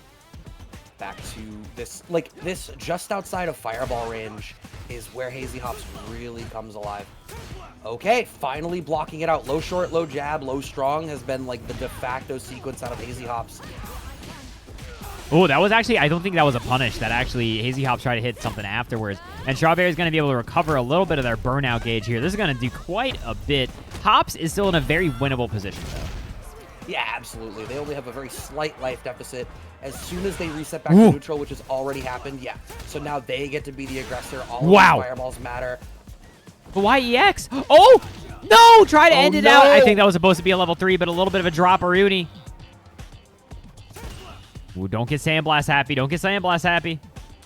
I think as long as you're out of the eye range, you can do it good. And not a Strawberry to do that. Are you dead off the OD? Yes, you are. Strawberry managing to sneak that round away, but I love the utilization of that low pirouette there. I don't know the name of the special move. Nobody does. It's fine as long as you know the function. Catching Hazy Hops a little bit patient, knew they were just outside of DI range, and it was like, yeah, well, I see that you're jockeying for positions, and I'm going to call you on it. I call that one's a Pepe La low, and then there's a Pepe La mid, and there's a Pepe La high. You know what I mean? I'm here for it. We're okay with that. I'm happy to adopt that as the standard nomenclature, honestly. Wow. Uzi EX just going to be able to get up to level 2 here. Hazy Hops immediately back to the wall. Oh, I like the neutral jumps out of Strawberry, recognizing the way that Hazy Hops is sort of, when they do press forward, they press forward in like bigger steps. Okay. Big air to air and actually managed to land on the ground at the same time. Plus frames. Wow.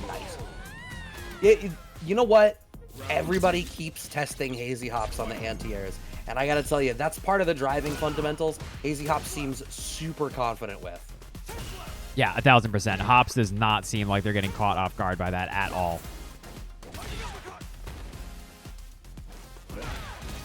But meanwhile, anti-air game out of Strawberry, not as useful so far. Overcommit, I have to assume that was supposed to be a fireball, and they were just, like, still holding forward. I'll take my free drive gauge, thank you. Unfortunate. Big jumping again. Strawberry's been a little bit too slow on those crouch heavies. Okay. Hazy Hop still with the lead, starting to press forward. It's interesting. I wish Strawberry would recognize, and I can go into more detail on this after, but like they had Hazy Hops towards the wall and then started backing off more. When I think you were in a spot as they lose out this game, Strawberry had walked Hazy Hops to the wall and was starting to, threaten a little bit. And that was the spot where they started to back off. Like, they were uncomfortable with their own life total. And I think sometimes you need to not be afraid to die. You need to be willing to make the choice. You have to be a samurai. You kind of do. You kind of do.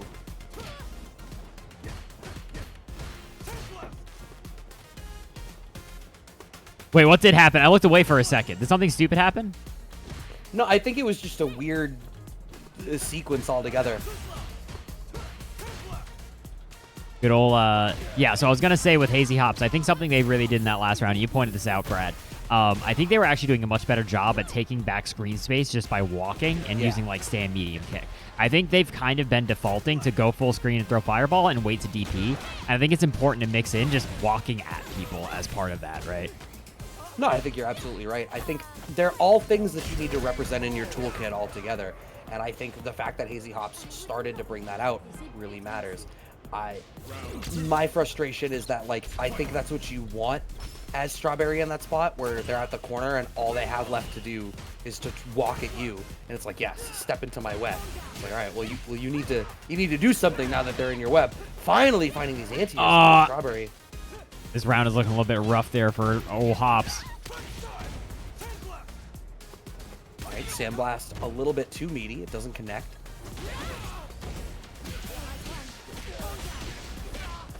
Oh, into level 3. Level 3. Yeah, Strawberry's got those good combos. We've seen it a couple of times. Is this? I think you're still alive, yeah? Barely. Oh my god, if you're Hazy Hops, you got to make something happen. DI there was scary, dude. You do not have the life to armor remove. Absolutely, but, like... No! I think... Oh, goodbye. That's all it's going to take. One more of those. You have nothing to be afraid of, my son. Yeah, that was a bit rough there for the Hops. Strawberries is going to move on in a nail biter of a set. Be cruising. I'm standing up. Hold on. This is what I was distracted by. I want to unscrew my mic real quick. Brad, you say words.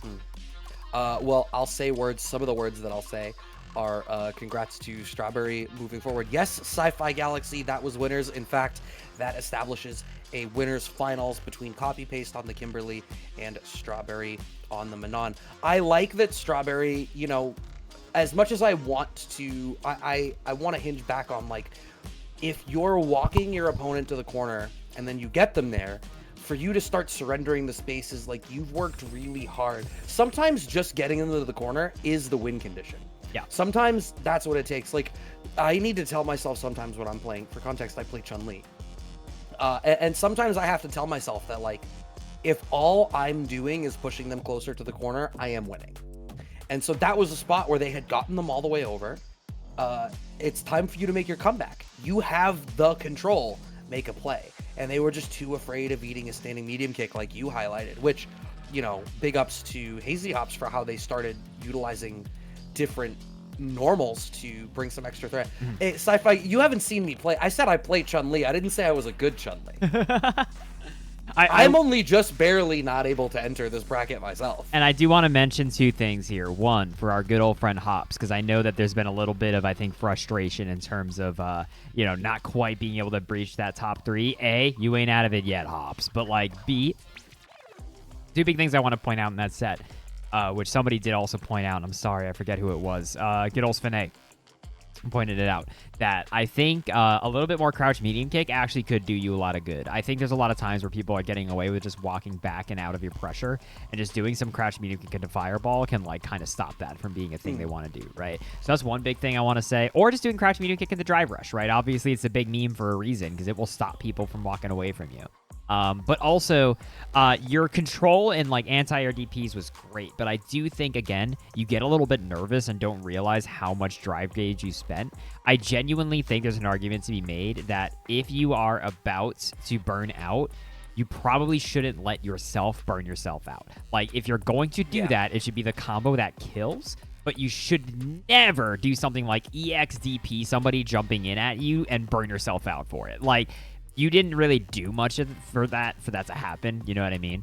But like overall, I mean, that was great. There was a lot of little micro adaptations for you hops. I think went understated, like you doing drive rush in, you got perfect parries, and the next time you did drive rush in and through them, that was tight, right? There's a lot of things like that I can point out. Overall, I think you've got a good control of it. I think you have to get just a little bit more comfortable with Luke's mid-range brawling, right? Like, and it's okay to kind of switch between the two. Like right now, you're almost like more zoner Luke. You threw the sandblast, you did the uppercut. I think once you start incorporating a little bit more crouch medium kick, drive rush, a little bit more stand heavy punch to whiff punish, like there's a lot of stuff you can do as Luke at that mid-range. One of the reasons why a lot of people say he's like one of them good-ass characters in this video game, right? Is because he can kind of do everything and do it super well. So we are going to be moving on, as we do have our winners finals figured out, to the losers side of the bracket. For the record, I stood up because my back hurts because I work all day in the same chair and I'm sad. I was about to be like, how old are you? I remember we've had this conversation because while you have the face of a young man, apparently you have the back of a me man. Did I tell you how I like broke a rib last year because true story, there was a spider on my ceiling and I got a folding chair to try to get the spider off my ceiling, and the folding chair, I stood on it to deal with it, and the folding chair folded out from under me and I fell straight on my feet, right? Like the folding chair distance to the floor, flat on my feet, totally caught off guard. Turns out you can crack a rib doing that, so that's not good. Anyway, I'm okay, but moving on here to our next match. You got folded by a folding chair. I got folded by a folding chair. Of your own volition. It was a bad idea. But this is going to be our first match of the loser side. This is going to be Cactus Meat. Great anti-air cannon. This is going to be Cactus Meat going up against Teo. Okay, double dash working out. No, that is the same weird DI interaction. Teo has the best jab DPs in the game. I'm calling it right now. Dude, Teo uses it like a short hop. He does. He's bringing his KOF into it. Is it like a rule? I feel like every KOF player has to play like Ken or JP. I think that's fair. Wow, that was a good punish. Okay. DR in a throw. DR in a throw again. Sometimes we want our throw loops mid-screen. Did you just do EX Tatsu as a freaking meaty? So here's the thing, and I'll go more into this later at the end. But god damn! Okay, Teo, you've got the right stuff. Yeah, that's you are going for only all or nothing options. Spend 20 minutes in the lab, find your like, if I'm wrong, I don't die options, and see yourself smoke everybody. All you did was make right decisions there, but every decision you made was like the only way that you would lose if you die. But you would die if you lose. I would like to point out though, that was somehow a perfect. That was maybe, and I think Tillian's right, that might have been the weirdest perfect I've ever seen.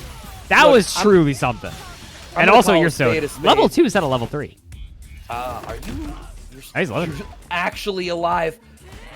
Buffer level 3, my son. No, my boy. Because we also saw OD reactions on a Teo in the last match. I'm like, yeah, they're gonna do a spiral arrow to chip you. Level 3 on reaction, smoke this shit.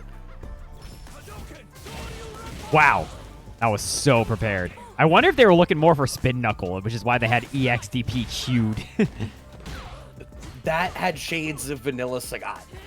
That did. That was about to be a trade combo. Dude, I feel like Teo is unfortunately losing entirely by math. Like, it's just because this game is for children. And by spending the fun money, you burn yourself out and lose. I feel like that's the only reason Teo is sometimes taking the L here.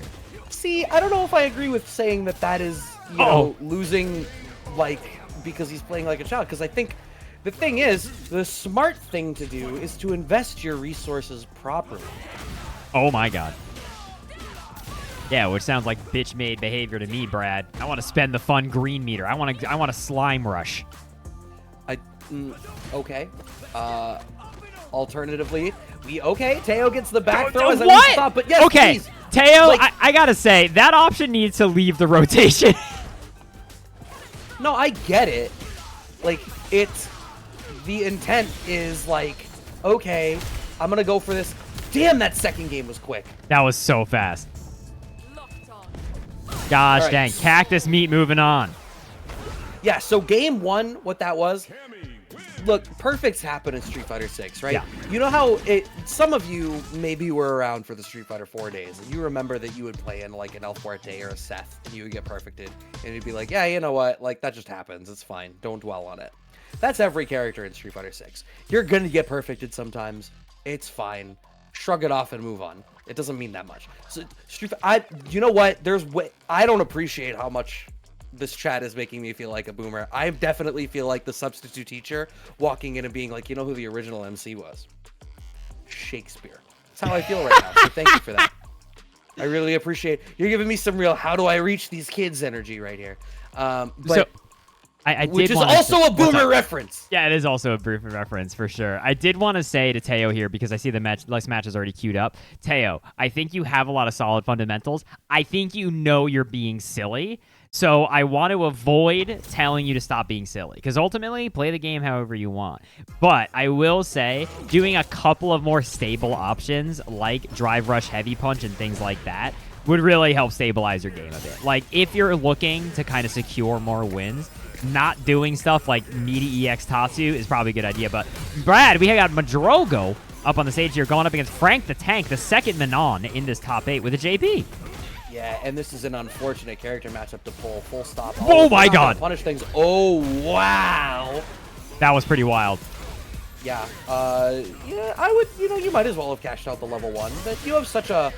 That ended up being a perfect. I didn't expect that. I thought that you had, gotten poked at one point or another. But hey, JP versus Manon, real unfortunate character matchup for Manon to try to Oh play through. no, you saw that. The best reversal in the game. The active frames of the amnesia.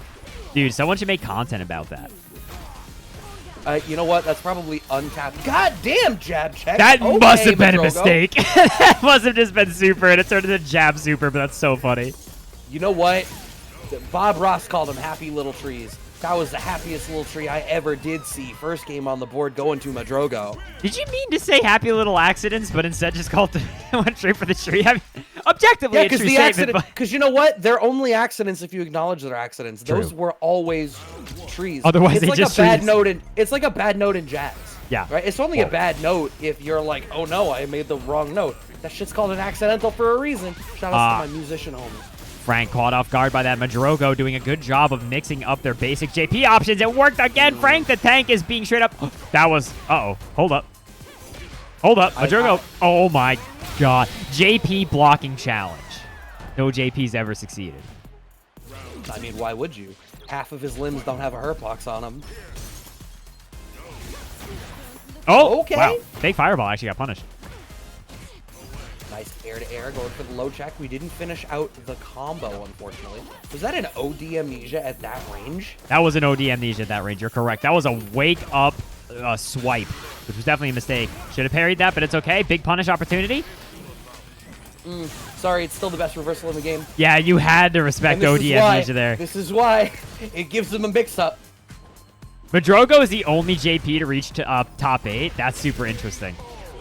Really? Backstab boo? No, wrong. If you think about using it, it works. Look, Yeah. just because that's how the financial system tends to work in the West, and we all know JP is an accountant, doesn't mean that that's how his reversals need to work. Yeah, no, it should. I agree. It should work that way. It should work like an old fighting game input reader. You just OD amnesia if you can. Oh my a bad call. God, Madrogo racking up the perfect lightning fast play. So this is genuinely. So hold up, everybody. Let's take a second here. First of all, Squid Pope, good job on the big bone. Second of all, the big thing I want to point out there is that can be so frustrating if you're Frank, right? And I want to establish that like Frank right now, if you're like, wow, this guy plays like a nut, we're all with you. But you really need to recognize in this video game, JPs commonly play like that, right? Like you need to recognize that the full screen zoning is happening when you breach inward. They are going to panic, and every option they make is either going to be like neutral jump, DI, level 1 super, or OD amnesia, right? And you just have to be cognizant of that. And at worst, just be ready to DI back if they DI, right? That at least eliminates one option that like they really like to go for typically. But obviously, you don't need me to tell you OD amnesia is good. You can go watch Broski, Brian F, freaking Pancake Sniffer 69 on YouTube, whoever you want, whoever your favorite content boy is. They'll talk about OD amnesia until the damn cows come home. But like, in terms of how to punish it and how to shimmy it properly, you have to recognize that conventional shimmy timing does not work on JP, straight up, because of OD amnesia. You need to be cognizant of the fact that you have to, like, walk back and really wait, and then you need to do your thing, right? Like, you need to be cognizant of that. You got to make sure you have a big punish for it. You have to make sure JP dies if you bait it. That being said, right, also having good defense against OD amnesia, even if you accidentally trigger it, is important. You want to kind of, I think the way that I think about OD amnesia, you want to force JPs to really do like the big option, which is do OD amnesia into level 1 super. You want to force them to start doing that to spend more cash on it. And the way you do that is by like, if you trigger it with like a jab or something, you throw, right? You're forcing JP to like make a decision immediately. Don't just try to block if you didn't do something that's super punishable or minus. Does that make sense, Brad? Yeah, no, I think it does. And I think I even want to take it a step further back than that and just talk about that, like the way that matchup played out. Like, it would be so easy to come away from that and feel frustrated. I think if you're playing a character like Manon, like a grappler, you need to understand that sometimes there are character archetypes where it's just like, look, this is what you're signing up for. It's been this way since Street Fighter 2, since like MK3, you know, pick your thing. The slow grappler characters, your hybrid striker characters, you know, if you queue up against a character with a bunch of zoning tools, that matchup is, on a good day, gonna be a chore. And it's the kind of thing where, like, if that's the character you want to play, you need to sort of accept that as truth and be like, I'm either gonna learn the matchup and fight the uphill battle, or have a counter pick, which some people do. Indeed, some people do. And, you know, speaking of Garplers, we got a Garpler-filled top 8 here. We're going to be having Stinky Steve going up. You know, idiosyncrasy is my favorite word, Squid Pope. You earn 1 bones point for using that in chat. And how many bones points does someone need to buy, say, glow-in-the-dark vampire teeth? Vampire teeth, that'll run you at least 5. Sticky Starmen that you can stick to the ceiling, that you can get one of those for 1. Okay. But Cactus Meat, the Cammy player, going up here against Stinky Steve. So, from what we had seen of Stinky Steve, I think Stinky Steve, when we watched them play in the winter side, their biggest problem was that they weren't really ready to adjust once DI got brought into the equation. We're going to have to see how Cactus Meat is able to do already, able to represent DI, actually catching not a Crouching Fierce, but a Condor to be able to get them the driver's seat. Okay, good back throw out of Stinky Steve. Oh, God, yeah. Back heavy punch, not going to be able to deal with dive kick very well. Good air to air. Okay, what's the corner pressure, Steve? Plus frames? All right. Ooh. All right. Low short, low jab. I feel like there's a lot of spots where, like, Stinky Steve is getting these errant, like, moves, errant hits, and not necessarily in the position to make the most out of it that they could have. That DI is an unfortunate choice. Puts them. Oh no, it doesn't put them back in the corner. Oh my God! Oh, mine is better. Yeah, dude, you're not gonna win that dive kick fight many days of the week. Cactus Meat may be able to stay in there. You played a Diamond 2 Modern Lily that only jumped and landed with command throw. Literally, you don't know what they were on. They were on Modern. I think they were on Diamond 2. Yeah, Modern Lily. You gave us the information. You can connect the dots here. Wow.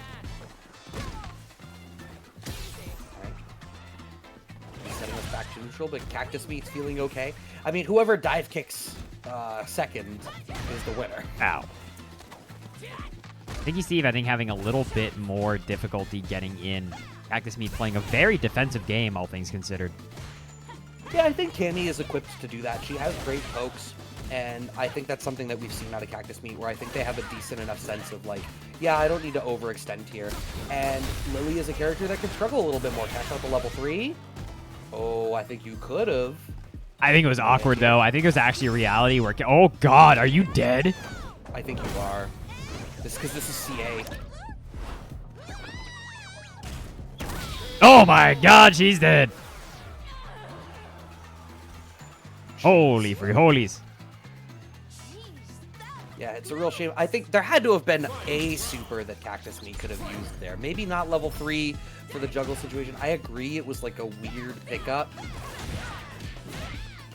Yeah, I think, like, the reality flash in my head, Brad, of Cactus Meat level 3 and going straight under Lily.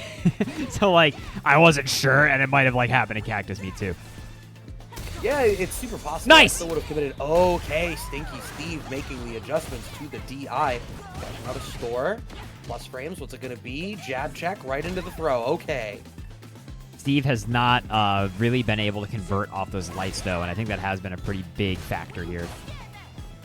We're back into, like you had highlighted in some of their previous matches, it's this, like, light level block strings, and then it's immediately into a fierce, a heavy strength button and getting the store. Hold up, this Cactus Meat is burned out. It's a real shame. There's about to be a lot of plus frames available here for Stinky Steve. Nice! And what an anti-air! Love to see it, dude. The completion. I think, does that only work on counter hit? I think so, right?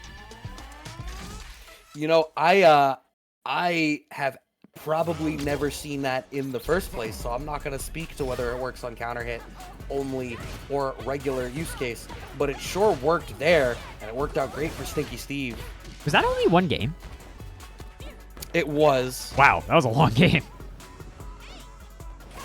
Yeah, I mean, they're playing it really slow. You had highlighted that Cactus Meat is, you know, willing to play this a little bit slower. And yeah, Squid Cope highlighting that Cactus Meat, Cactus Meat died with all of their super meter and the number of opportunities where maybe they could have cashed out and it might have made a difference. Big air to air. On the air to air. Nice! And dude, I think Stinky Steve really did take, honestly, what we said about earlier to heart. Whether it did through us or whether someone else did or they just thought of it themselves. She was crouching. That doesn't work on crouching. That was almost a sick pseudo DJ mix-up, though. Yeah, dude. The word pseudo and, like, you know, size 256 word art font. Oh, of course. Okay, catching them out. OD Condor Spire connects. Cactus Meat on the back foot here. It seems like this match has kind of gotten away from them.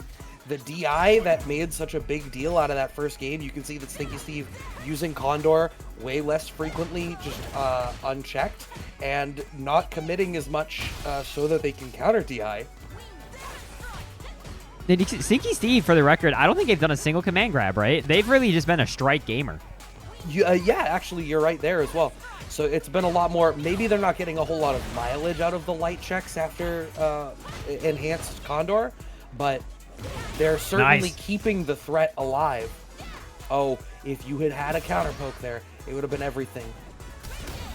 Gonna punish that, and that's gonna be level 3. Stinky Steve gonna clean it up here. The old Strive Driving School gamers representing Stinky Steve is gonna be moving on 2-0 over Cactus Meat. Big things I want to point out here for our good friend Cactus Meat is that with dude, speaking of Steve, sorry, real quick, did you hear that the Homestar Runner guys put out a game on Steam that's like a point-click adventure game out of nowhere? I don't think they've ever talked about it before. It just came out. It's like $8. I've heard it's really good. But it's Homestar Runner? It's a strong, bad point-click adventure game. 2008 called? Like, what the hell? That's what I'm saying. I'm the boomer? Yeah. Well, also, I love Homestar Runner. This is a known thing about me. But anyway, sorry. So what I was going to say here for Cactus Meat, right? I think that one of the biggest things that was messing you up there was a lack of light challenges, actually, right? Because there was a lot of times where that Stinky Steve would do, like, light walk-up throw. And Lily is not plus there. We're talking a gap of like at least 6 or 7 frames, right? Pretty easy to like jam a button in there to try to challenge. Now, I know obviously there's a little bit of a mix for whether she's doing that or whether she's doing Crouch Fierce or something, but like you were being, I think, too passive on defense, and you had to do 2 things. One was actually challenge on defense more often, and the other was when you got your offense on, you had to like have more meaningful offense, frankly, right? A little bit more EX dive kick in your life. I would actually encourage you, if I remember, hold on, let me look at the bracket. Yeah, I would actually go back and watch how Stinky Steve fought against Copy Paste and how Copy Paste adapted to that set. I think they actually did a lot of pretty simple things to really pin down Steve and like start blowing up how they were running their offense. And I think it'll give you some stuff to think for. But yeah, it's not a Telltale game. It literally just came out. It's I forget what it's called. But yeah, it's not the Strong Bad's cool game for attractive people. I think we're the Telltale games for the Wii that I never played. But Wait, that was a thing too. I had no idea that this stuff still got support. I figured it died with Flash. No, dude, they actually, if you have not watched, by the way, Stinky Steve, the white zone is for loading and unloading only. And last I fucking checked, Steve, you're not loading anything. So please get the fuck out of the white zone. It did not occur to me that on commentary I have access to my soundboard, which means that I can do this. Oh no, have I opened a can of worms? And I can do this. I've got so many options for what I could do. Anyway, so sorry, neither here nor there. Those are the big things I would point out there. I would go back and watch the tapes for how it was copy paste adapted to him, because I don't think copy paste is the DK sound. Please, all right, fine. I can give you. Hold on. This is from the Donkey Kong show, and it may be the funniest thing I've ever heard in my life. Are you ready for this? I'm probably. My girlfriend blasted me. My girlfriend blasted me. I didn't need to hear it a second time. One was enough. Oh, anyway, going into the next match here. I'm sorry. This is like a dark power I've discovered. It's going to be Hazy Hops here going up against Madrogo. So, what I think Hazy Hops has done best so far tonight has been how effectively they've been able to cycle from their fireball game to their like up-close brawly game as we fast forward and we do find DI on DI violence. But what I was going to say was, given that Madrogo on the JP is just going to be able to win out a zoning matchup, I wonder how Hazy Hops is going to contend with the fact that they have to be the aggressor. Yeah, but I will say Hazy Hops immediately getting a DI off. And Madrogo in burnout right now. You know what that means? He doesn't have lovely OD enemies yet, but it does mean... Oh, I am shocked he did not do Wake Up. That was a huge drop from Hops. That got chaotic. That was... like, the way his body just rubber banded around the stage I've never seen before. Yeah, that's what happens if you try to go for the wall bounce knuckle when you're too close to the wall. That's why you can't do it. You just get blasted. All right, you see... that Madrogo is actually wow. Interestingly okay. That's such a huge commitment. That's definitely not worth it. That is an expensive command grab.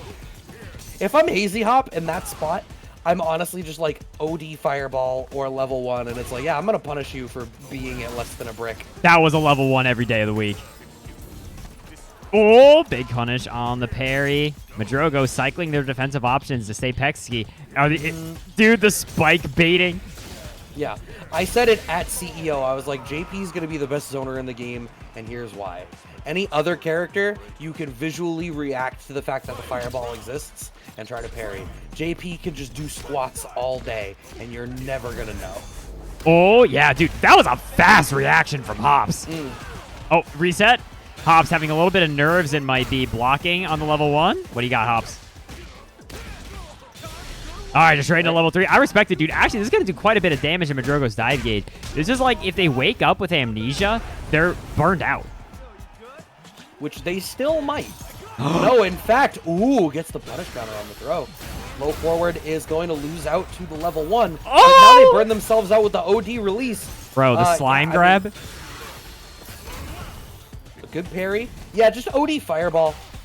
Find a spot to OD Fireball as easy spots. Yeah, do it again. No, that was a... Dude, that was a kind of almost a heartbreaker for Hops. They did the classic, everybody. They tried to walk forward and throw a fireball in Street Fighter, a crime punishable by death. It's like, excuse me, sir. Did you wait the predetermined amount of frames to throw this fireball?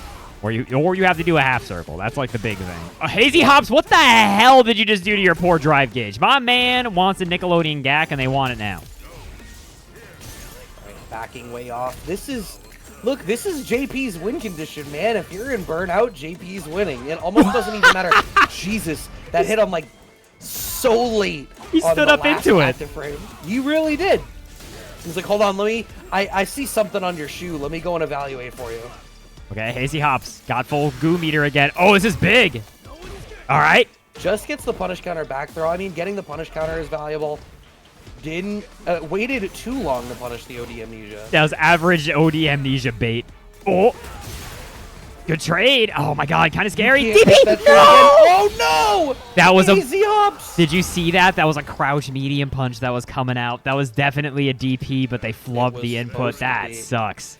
You know what happened? That DP unfortunately came out in that last game instead of a fireball. True. That was the same DP. Yeah, sometimes you divest from your futures by mistake.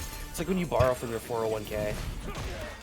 That's like the second accounting joke you've made with JP on the screen. Accidentally jabbed into it. I don't even think he had time to cancel in a DI there.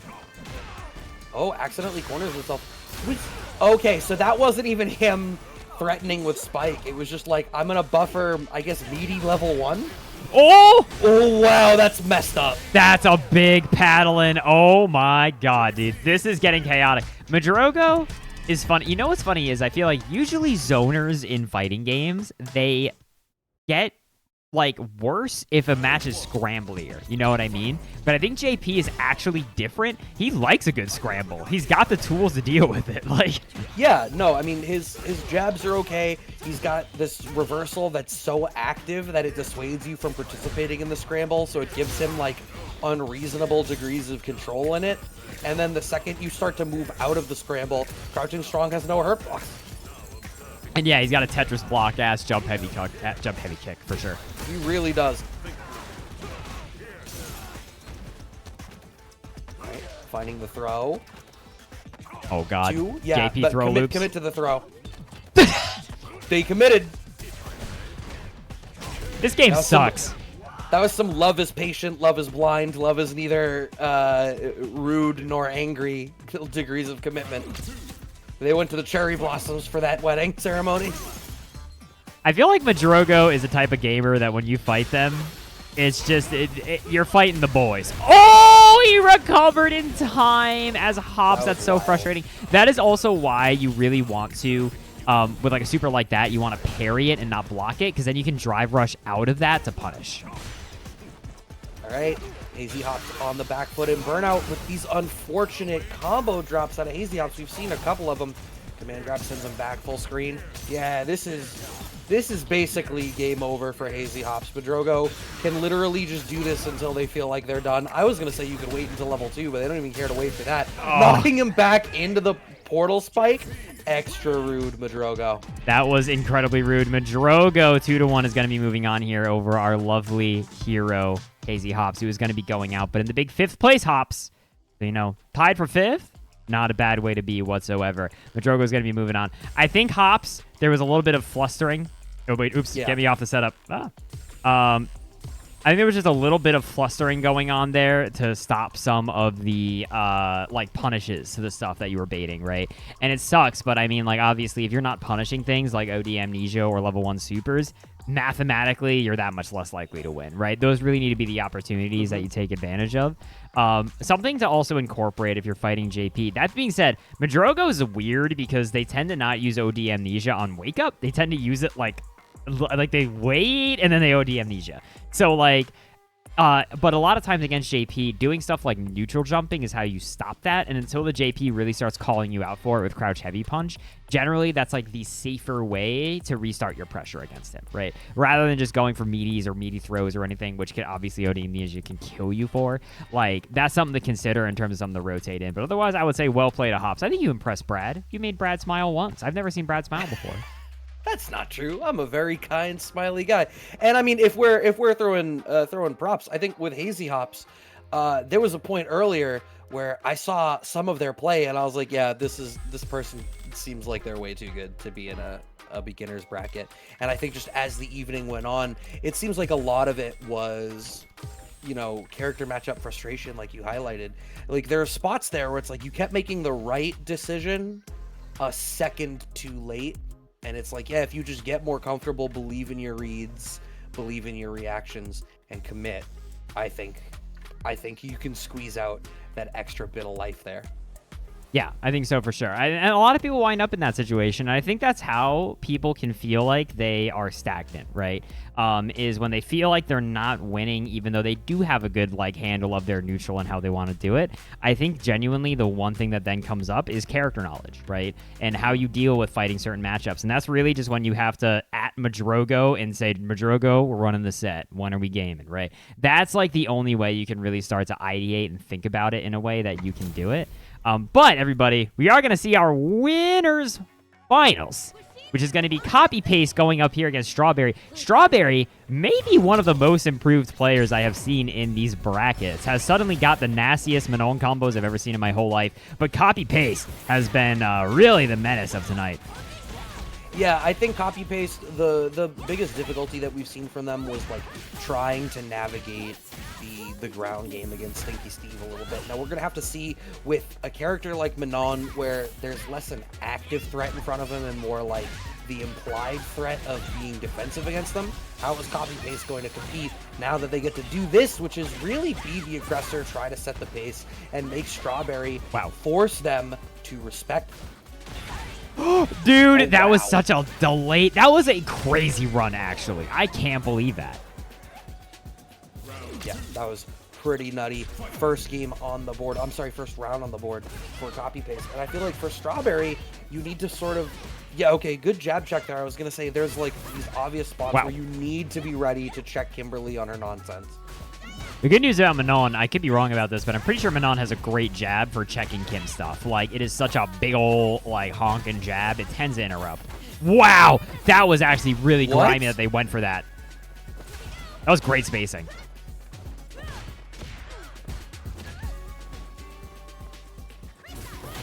Strawberry. Oh my god, what did I say? You need to have the knowledge to check the Kimberly nonsense.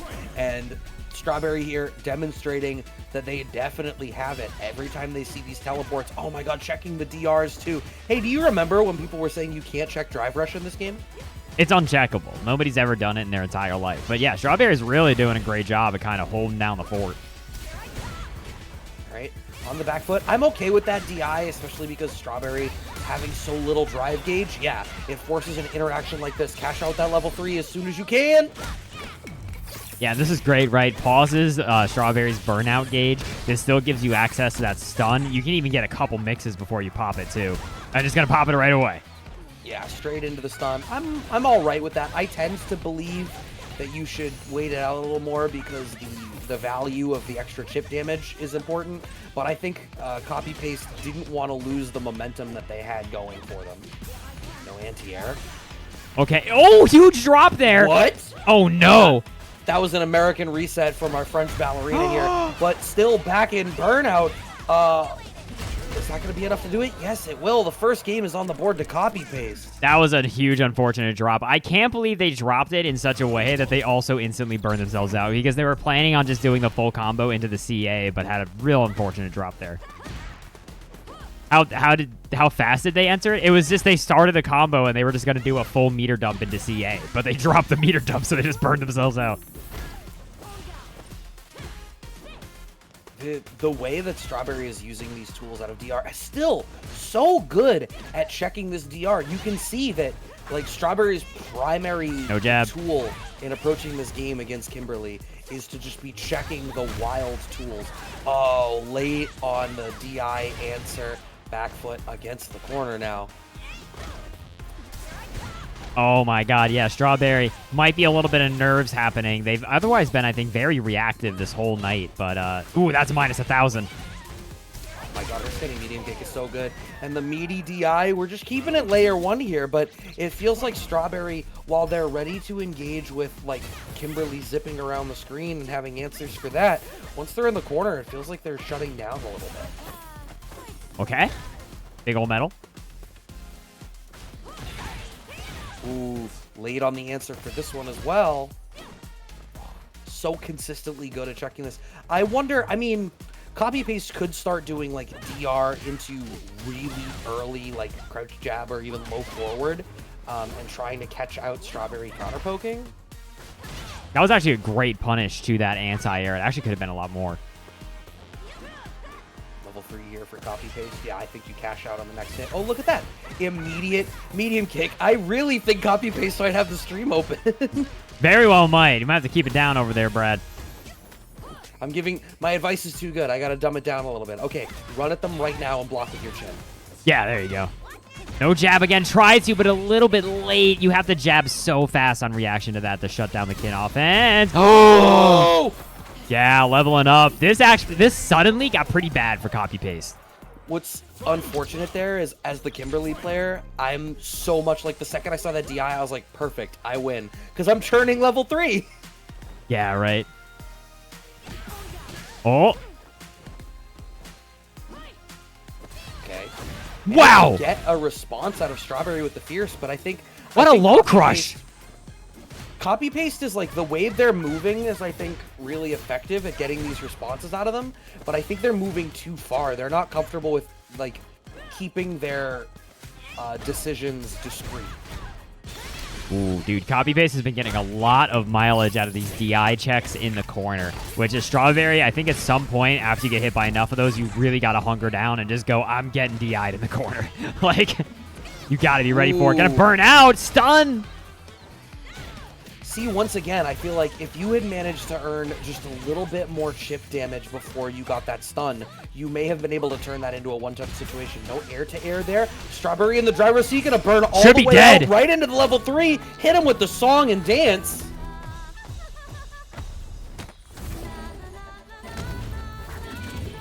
Oh my god, dude. What a great meter dump there from Strawberry. Gonna be able to tie it up 1-to-1 with the big la la la. God, that is...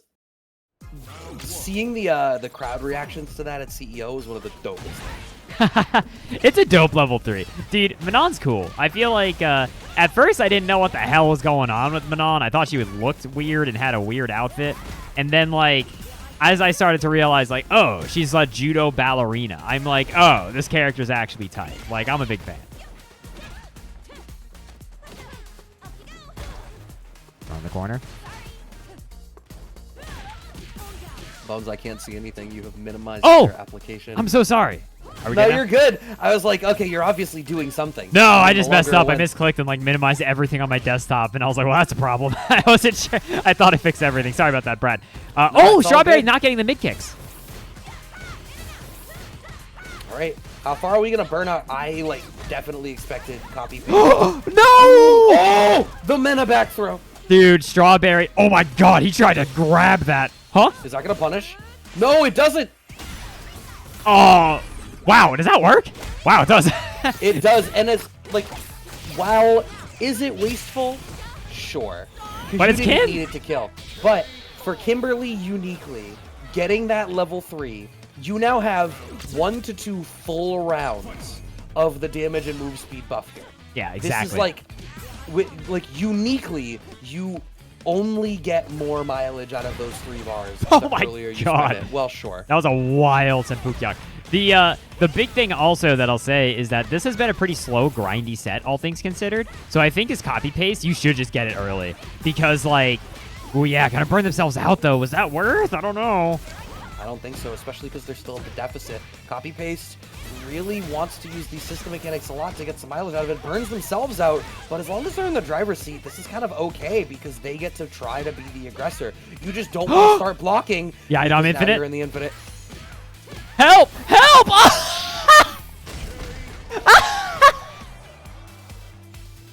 I can't believe that worked. You're locked in here with me. That was like the second they got out of burnout. right, well, copy paste at level 2, super already having this lockdown position. We may well see an additional level Whoa. 3. What a back throw out of Strawberry. The teleport mixes have been a little bit linear. Big anti-air Strawberry. What are they cooking? You got to keep in mind, dude, next command grab is level 5. This could easily be like a 3-touch game. Oh! Really might. Oh, God. What DI on DI violence. Cash out that level 3. Burn them out, please. Nice. Yeah, this is going to be huge. Copy paste. Now, the question is, do we see a second level 3 from copy paste?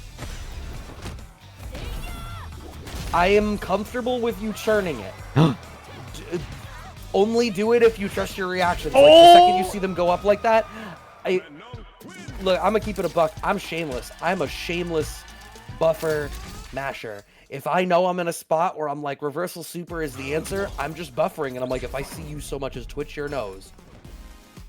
Now, for the record, like, I really think Strawberry has tightened up. These last 2 games, they've looked like, I think, way more confident and reactive. Like how they've been playing the rest of the bracket. Maybe they kind of shook the nerves off a bit. No, I think you're right. I think they've been doing it really effectively. They're checking the forward movement really well. I think I want to give copy paste credit because we're seeing copy paste make a lot of like small adjustments to blow up Strawberry for how reactionarily they're playing. Yeah. Like these run stops are trying to make that choice. The way they're using elbow drop in the air is another thing where it's like they're using these tools, trusting that Strawberry is engaging with them. I really think that's one of my favorite things about these brackets is that once you really start seeing people make adjustments to each other, it's like, good news. Oh my God, that was the craziest meaty I've ever seen in my life. Yeah, absolutely wild. I think it was even, I don't care how meaty it was totally punishable on block. No, the jab mash. Strawberry, am I correct that this is 2-1 Strawberry right now? This is 2-1 Strawberry right now, and also that crouch light kick caught a DI, and she just exploded. Jeez. All right, well, that makes this set point for Strawberry to move on to the winner side of Grands. Copy Paste is going to have to, you know, get a feel back for that sort of unkempt energy that they were bringing to the table that was so good against Strawberry when they were just having all of the right options. Nice. There you go. The jab finally worked. I think it's the first time Strawberry's done that. Oh, you would have had plus frames there. It was out of DI, out of DR. Oh, the IDOM Infinite not in Burnout? A bold choice. Oh, big punish counter. Okay. Actually going to burn her out. Oh, no. Stun on deck. Oh, nice. Oh, pick just up, straight crashing dump? all the way out, right into the level 3. I believe that's going to be enough to I don't think it is. Let's see. Who's right? Oh, man. That had to be close, though. I don't think there was a lot left in that tank. Holy moly. Strawberry is going to be moving on 3 on the bracket. That man loves that combo. It's important, though, in Street Fighter 6, dude. Yeah. A really important combo to just have on deck is like button, button, drive rush, button, button, drive rush, button, button, level 3. It's like the most important combo you can have because that is going to be how you really close out a round when you've got resources and it goes down to brass tacks, right? So we've got him known now, big chillin' up on the winner's side of the bracket in grand finals.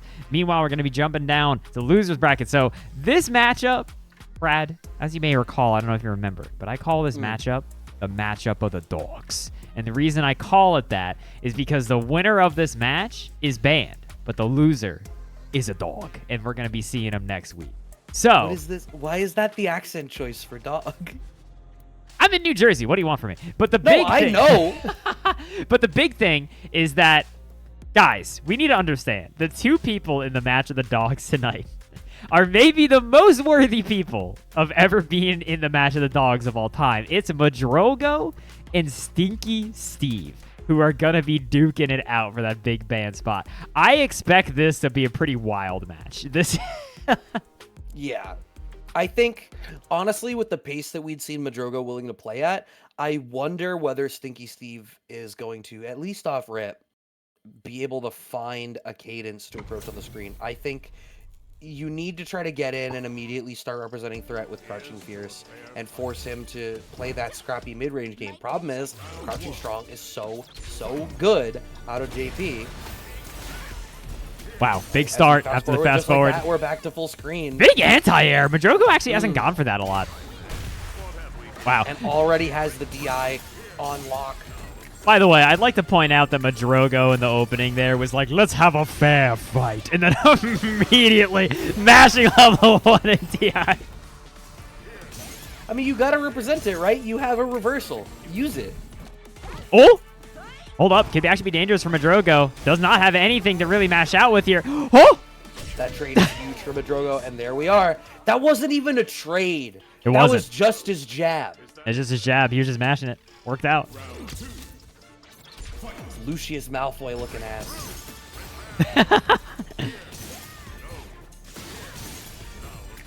Right, has him locked down at full screen. Yeah, I think JP is probably canonically a war criminal. Yeah. But I feel like that term gets thrown around a lot in the Street Fighter universe and is always correct. But right now, the zoning. Steve not sure how to exactly approach this. Big DP. Good box. Okay, Oh, punish. good Nice. parry. Yeah, What the- you've been getting Nice! like big punish opportunities. No! Oh, that's unfortunate. Stinky Steve on the back foot. Nice OD Condor. The DI though. Dude, I would pay good money to look at Madrogo's inputs right now. I'm not gonna. But my man is ready with the reversal level 1s whenever they're in a combo. Look, there's a real distinct possibility that it looks like a Jackson Pollock, and I'm gonna give Madrogo the benefit of the doubt instead. The big, high-level commitment, venture capital drive gauge utilization here. Yeah, dude. DR forward into OD command grab. That is actually, it's so how is Madrogo not burned out? Like, oh my god, and Stinky Steve this is why the good guys don't always win, okay? Oh, gentle punish. They're actually going to give him command grab. Still not burned out and has the DI back on his own. I Oh dead my ass God. thought he was. Like, I was like, surely now. Nope, never. Look, when the 1% loses, it's not with their money. I'm a big fan of this, of Madrogo. Madrogo is playing a win. God damn. Set point for Madrogo. Oh my god, you're going to have to make sure that pressure is DI safe at all times every day. Madrogo not giving anybody any amount of respect. No, certainly not. Teleport again. Oh my god, the punish counter into the DI. Interesting. I wonder, like, that had to have been, like, a really hard call out of something. No way, dude. I can't believe it. Also, that was a pretty whack Combos are combo. overrated. Okay. Think you see finding some footing. All right, level 3. What? Oh, no! Madrogo getting away with it. Man, he had all of his drive gauge stored away in the Caymans and Attacks Haven. That's not a combo? I guess he had to do regular club swing, right? He couldn't do EX into it. Oh my god, dude. That's a heartbreaker, but I gotta say... Chat. What do you even say? First off, I want to say, Stinky Steve, you played great tonight. I think the things me and Brad said were true, right, in terms of maybe try to tighten up your pressure a bit to leave yourself a little bit less DI vulnerable. More importantly, Brad, we got to talk about the match coming up. Our copy paste. losers finals match is going to be Madrogo and copy paste. I expect nobody to block at any point. No, well, so here's the thing, right? What we've already seen is that when people want to answer copy paste, what they have to do is they need to be ready to check that forward movement. JP is good at that. And the threat of, like, JP doesn't have to use Spire. You were saying it, like, yeah, he's okay getting the scramble. JP's down to scrap. Yeah, Madrogo also specifically is down to scrap.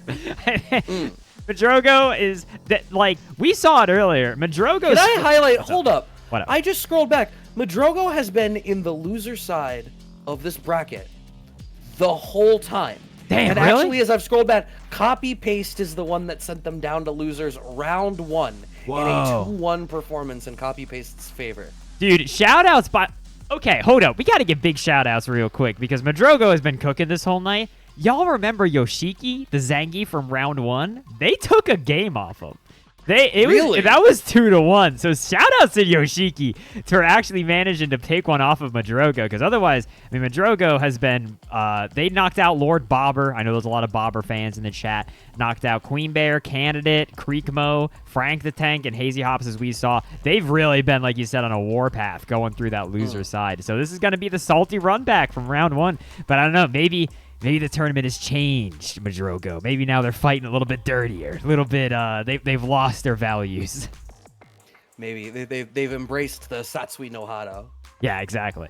I feel like that's like Ryu doesn't have it anymore, right? I hope they kind of explain very quickly in like Street Fighter 6 lore that, oh yeah, he like expelled it all and became Kage, and then Kage got hit by a car and died. And I hope it's just like that's the end of Kage. That would be great. Well, so I mean, by Street Fighter 3.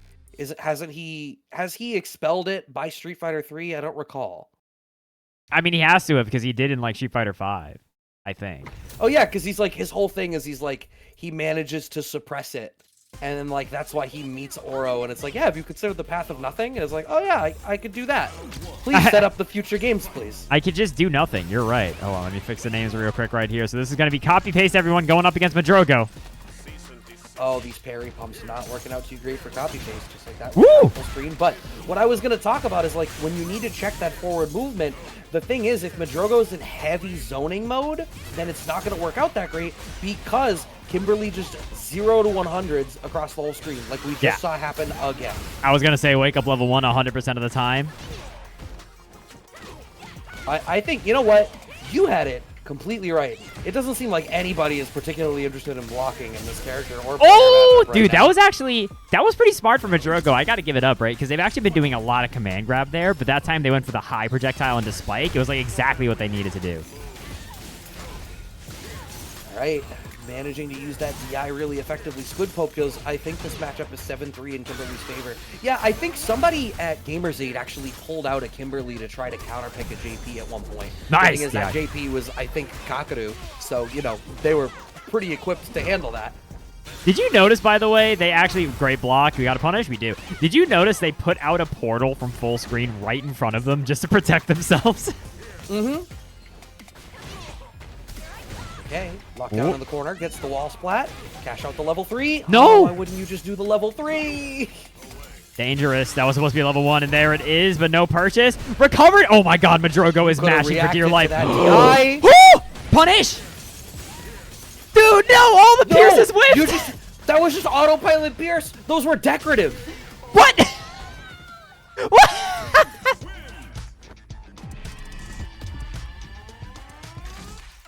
He's just decorating the screen. I can't believe that stand jab hit her. Okay, well, game 1 went to Madrogo. DI not finding any purchase. Wow.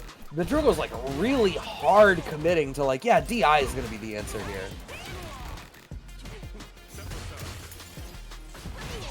All right. Jesus. Yeah, big punish. Don't drop it this time. Oh no, he's not doing the proper follow up there. I think you do like overhead projectile into Pierce, right? Am I crazy? I feel like there's a pretty autopilot like follow up there. Yeah. Wow. Oh! I actually didn't expect that. I was like, yeah, man, he showed you exactly what he was doing. I do the same thing. Sometimes I just buffer forward, and it's like, you got to hit him with the Lisa Simpson, man. That is so freaking funny. And right now, copy paste stuck full screen. It got hit in the toes, and there it is. Chip. Oh, not enough. It didn't hit the first one, and then try to establish some zoning, but not quite enough. Copy paste able to clutch it out. All right. This is so like crazy volatile. This matchup. Oh my god, my teleport is better than yours. Did you? Yeah, wait. That messed up her teleport. She appeared right in front of him because that's where he was. Oh no, you could have just whip. Yeah, sure, whatever. Oh, these messed two up. Are like, both of these players right now are very much like, they're only using layer 1. It's whatever their first reaction is on what they should do is how they are hard committing. I respect how much this is just a slugfest of two people that are just letting it all hang out there. If either one of them decided to, Jesus. Why? The punish counter made that kill. Sorry, everybody. My commentary this whole match is just gonna be me laughing. It's okay. OD amnesia works out. I'm not gonna blame you for it. It's something, man. Buffering. Okay. The Drogo wants to gain the life lead back, so is choosing to go in. Oh, blocked low at the last second there, so got smoked. Great positioning from Copy Paste. Has to be a little bit worried about burning out here. Madrogo trying to fight back a little bit. Oh, went straight through. Oh. Oh, Nice DI connects. Copy Paste gonna be able to answer back. That game goes to them. Gonna put it up 1-1. Dude, this is great because Madrogo is obviously playing such a frantic, like I would call this a guttural match. This is first instincts match. But Copy Paste showing they ain't no slouch. They're down a player. They're a hard player too. Wow. I think heart player is a good way to describe this match. OD amnesia is all heart. That's the all feel.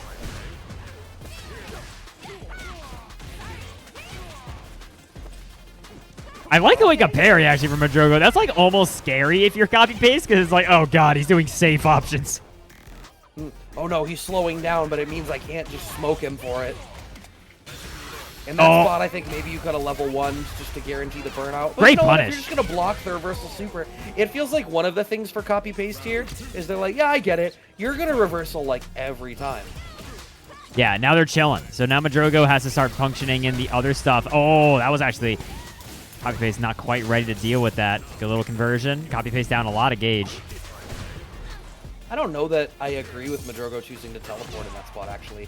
I kind of wish you know that Copy Paste is going to like really just bulldoze at you.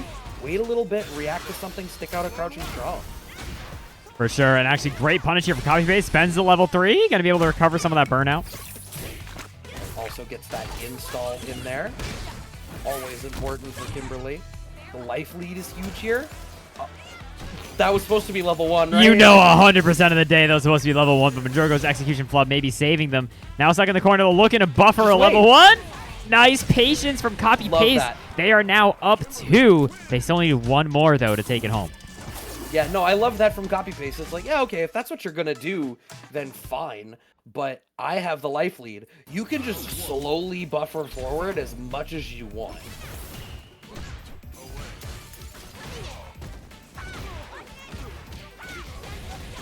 Okay. No anti-airs, but nice jab checks. There's so many of these just naked DIs, I wish somebody would check them.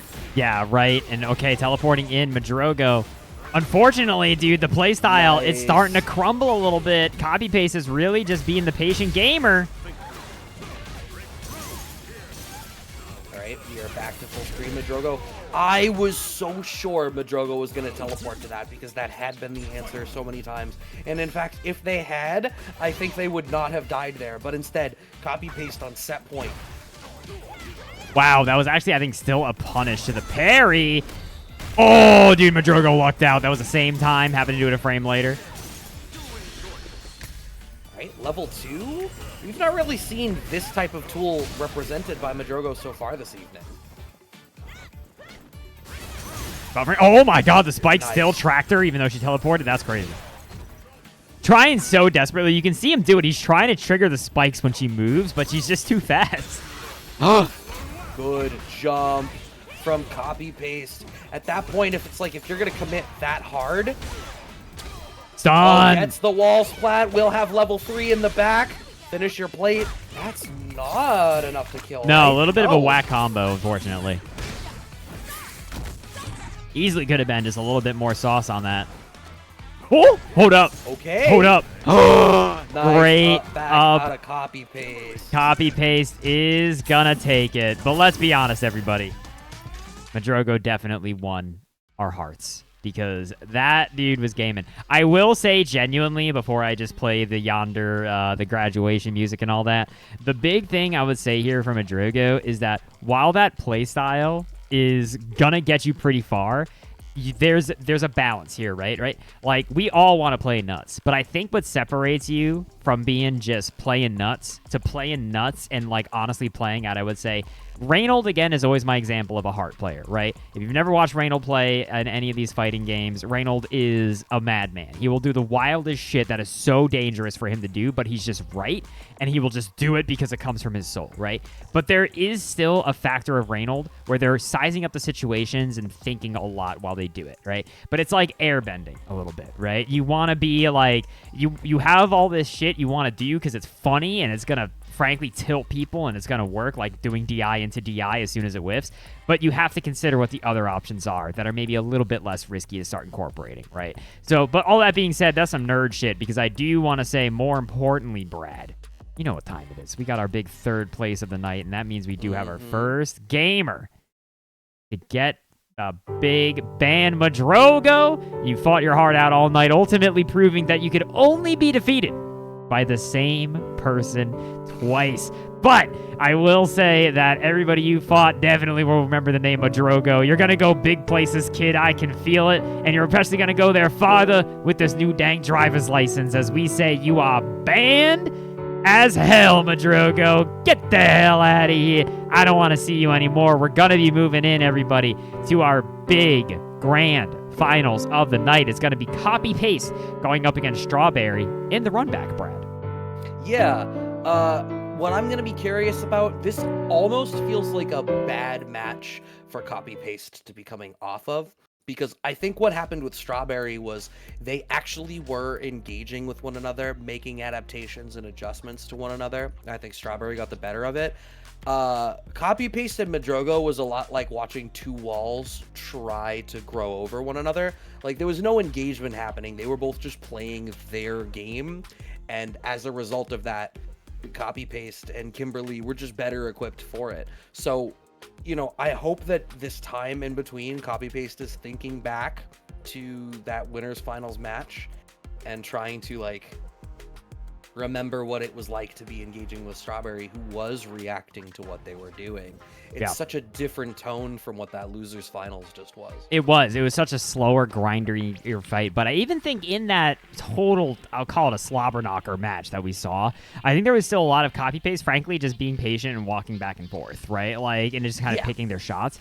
So I think they're still well equipped to potentially do this. I know this was a grind last time, and it kept going down to the wire. Genuinely, what felt like the difference maker in the last time these two fought was just Strawberry's ability to do those completion combos to actually just kill them at the end of the set. Really, like, put it over the top. So we are going to see Strawberry, again, has been looking like someone possessed tonight. And we're going to see if they can take it all the way or if it will go the good old copy-paste. Chat, who do you want to win? Are you a Strawberry fan? Are you a copy-paste fan? Let me know your affiliation now so I can judge you. It's Twitch chat. You know they like copy-paste. That's the only way that memes exist. True. That is how they are. But I also know there are a lot of Strawberry fans in the chat. I know there were some Strawberries rising up. But copy-paste, they're in the Hoop Squad. So, I mean, you know, they're representing. Oh, good point. Good point. Copy-paste was your college roommate? Wow. I wish I went to college with a shiny Bidoof.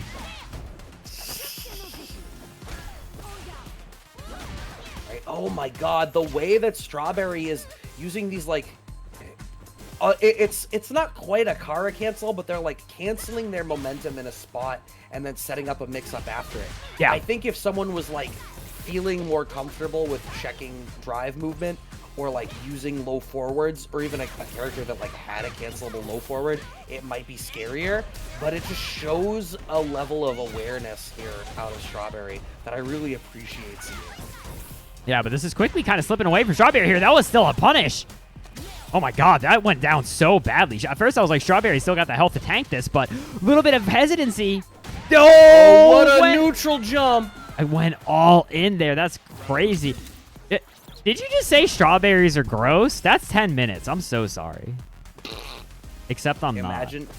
Imagine getting banned for having an opinion about fruit. That's 10 minutes. I'll catch you at the end. I won't be having that. All right, finishing it out. Another decent up forward out of Strawberry, but copy-paste goes for the trip guard, has this locked down corner, counter DI out of Strawberry. Yeah, Strawberry has definitely been one of those players that it's like, really do not check their reactions, right? Like, you gotta be really sure. Right. Oh! A little bit of delay there. Oh, no! That's not the first time either. We saw Copy Paste had a Wow. spots where it was like a crumple off a DI or a wall splat, and they were late on the punish first game there in another DI counter in the corner situation. Going to Strawberry. Yeah, Strawberry able to, those reactions were really clinching it in. Copy Paste. Did you see, by the way, I don't know if you noticed, but there was a time where Kim did point blank teleport and Manon's stubby crouch jab actually didn't reach her. I didn't expect that. I think she might have to go for stand jab more in that situation. I'm not sure. I don't know what like the goal of those jabs in that spot is. Sometimes it feels like Copy Paste is just trying to control space a little. It's like the choices to control space and the how is less important than the what. What the hell? Oh my goodness. Okay, the weirdness has not fully left the building. By the way, I want to shout out, good old candidate said, since Copy Paste beat Madrogo, I'm going to root for them. Yeah, Madrogo was not making fans, I think, on the loser side of the bracket on that warpath they carved. They did what they had to do, Brad. Yeah, no, I can understand that. Sometimes the enemy of my enemy is my friend type beat, but Strawberries has no friends, only conquests. Drive reversal out of Copy Paste to try to earn a little bit of forward movement. And finally, one thing I wanted to highlight in the matchup against Madrogo was I feel like Copy Paste is going for these shimmies in these spots, but they're consistently late on the answer. Finally having that medium kick in the spot where they needed to. It's such a great tool for Kimberly, and you just need to be able to place it in the right spot. Right hit here kills for Strawberry for sure. Oh, big miss confirmed. Too much commitment.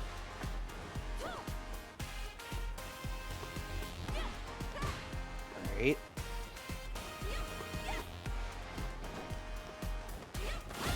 Oh my god. What a check. Now, actually, Ooh, dead? Command grab probably No. easier too, right? No, we didn't have the opportunity to follow up. I think you probably could have like drive rushed into literally anything. Yeah. Okay. Standing short check. Trades work. How is Kim still alive? How is Kim still alive? How is she not burned out? Oh, no, there we go. Unfortunate goo droppage. But hold on. Copy Paste. A level 3 would kill here. Jab. Check.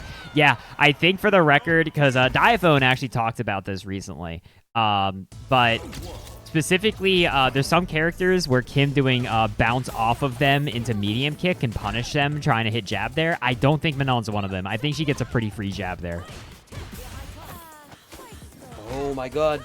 Early command grab straight to already at layer 4. We've got so many medals. I like how you said layer 4. Yeah, we went to layer 4 of hell by Manon hitting it. The 4th layer.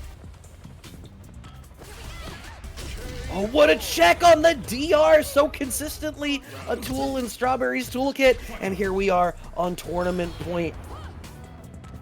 Yeah, tournament point just like that, dude. This has been a really fast grand final so far. Strawberry can keep up the momentum. Copy Paste is so clearly overwhelmed here. Had the up back away from the command grab, but did not have the wherewithal after to check something. Overcommitment to the target combo there from Strawberry. Oh my god, yeah, still throwing out of that overhead. There's a lot of overheads that look like they would be like a throw invul thing, and they're just not. She sends you the 5th circle of hell, France. Oh no. Yeah, unfortunately, Copy Paste trying to do some of this like faker Oki. Let's call it Groki for convenience. But oh my god, dude, Brad, we're in the 5th layer. Yeah, and I think it's certainly an OD command grab kills you here. Does a regular command grab kill you here? It just might, bro. We're on the threshold here, right? Like one more poke and it probably does. Yeah, okay. I think now you actually die on the next touch. Unless you don't finish into a level 3 for some reason, but one touch spot for Strawberry. What? Oh no. Oh no. Big drop from the Strawberry. Have to be scared about DI here. No, level 3. Level 3 would have killed. Or perhaps not. Oh! Oh! And this is the way it ends? With thunderous applause. La la la la la la la band. And just like that, Strawberry is gonna be taking grand finals here 3-0 in this Big old thing. Yeah, dude. That was really, really great set from Strawberry. Sure. Again, the biggest thing, like, hold up. I'm going to get on my little soapbox. I wish I had one. I would stand. Hold on. I'm going to stand on my tippy toes. This is my soapbox stance. So this is the big thing I'll say real quick before we do our usual goofy graduation thing, right? I need you all to understand, especially those of you tonight who maybe have only seen it like tonight and saw somebody like Strawberry like killing it in the bracket, right? You really need to understand like how fast Strawberry has grown as a player, and that's why we do this, right? Like, you guys need to understand how quickly it is you can go from being like, oh, you know, they're pretty solid, but like they've got these gaps in their game plan, to being that scary to where you have players like Copy Paste just going like, good God, after they fight him, right? Like, you felt a little bit of, frankly, like some helplessness coming from Copy Paste, and like that can come about just from like a little bit of practice and just diligence and like sticking with it.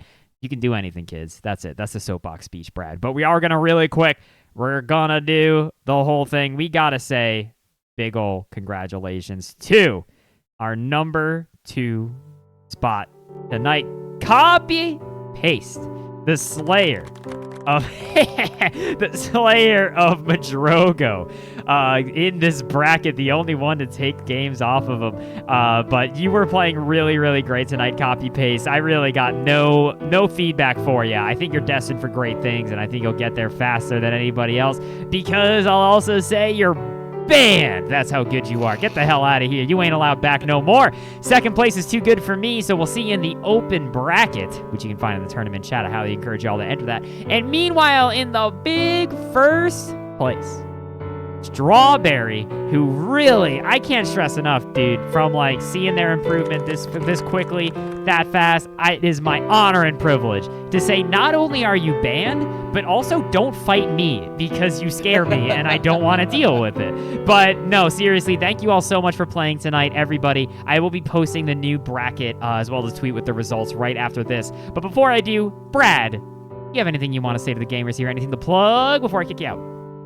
Yeah, hey, if you just got banned from this tournament and you're looking for another place to go and enter, I work with Casa that does open bracket ladder tournaments every Thursday. So maybe you don't like double elim, you want to get 2 hours straight of just tournament level play.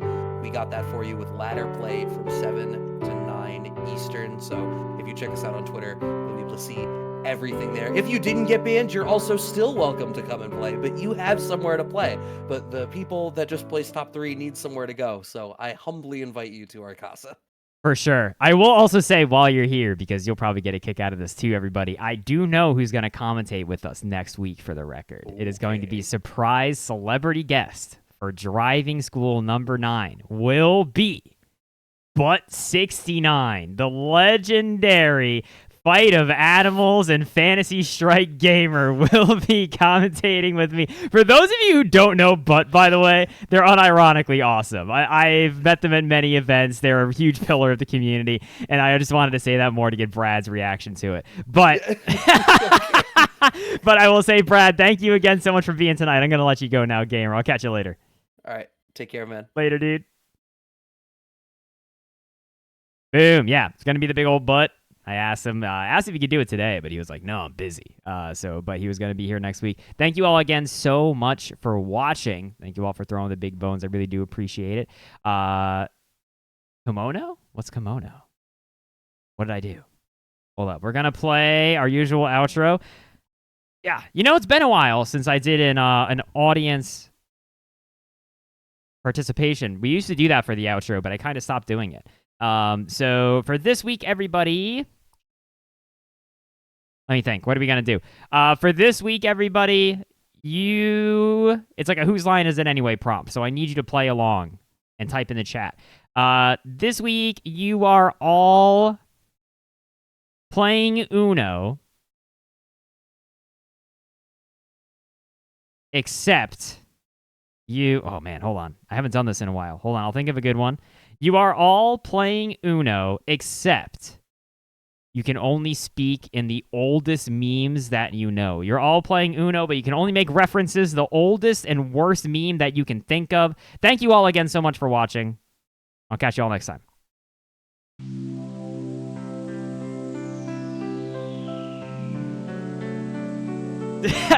I can has 3 is a pretty good start.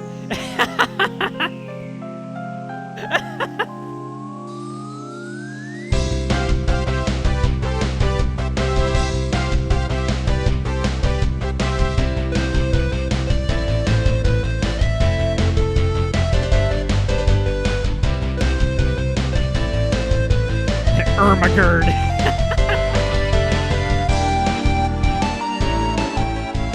You're killing me, Chad. These are good.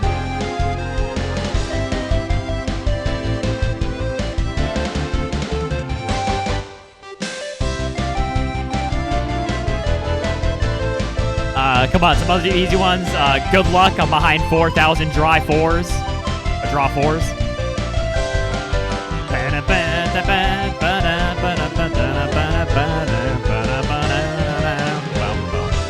And remember, everybody, no matter how hard it gets, we will always have Uno.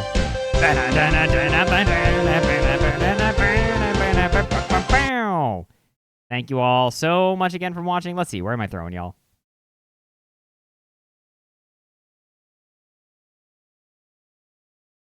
Reverse. Dude, don't talk about Metal Gear Solid 2 right now. That is God, the information about that HD release is so freaking funny to me. Let's see, who's streaming? Let's find a gamer. I don't think Shroud needs a raid. I think he's okay. Yeah, maybe I'll throw y'all a Claire. In a minute. Just seeing who's streaming some Street Fighter 6.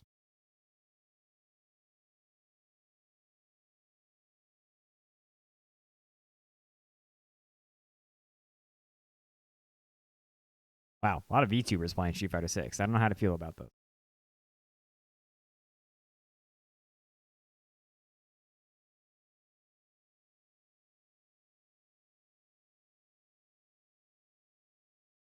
Yeah, I'll throw y'all at good old Claire.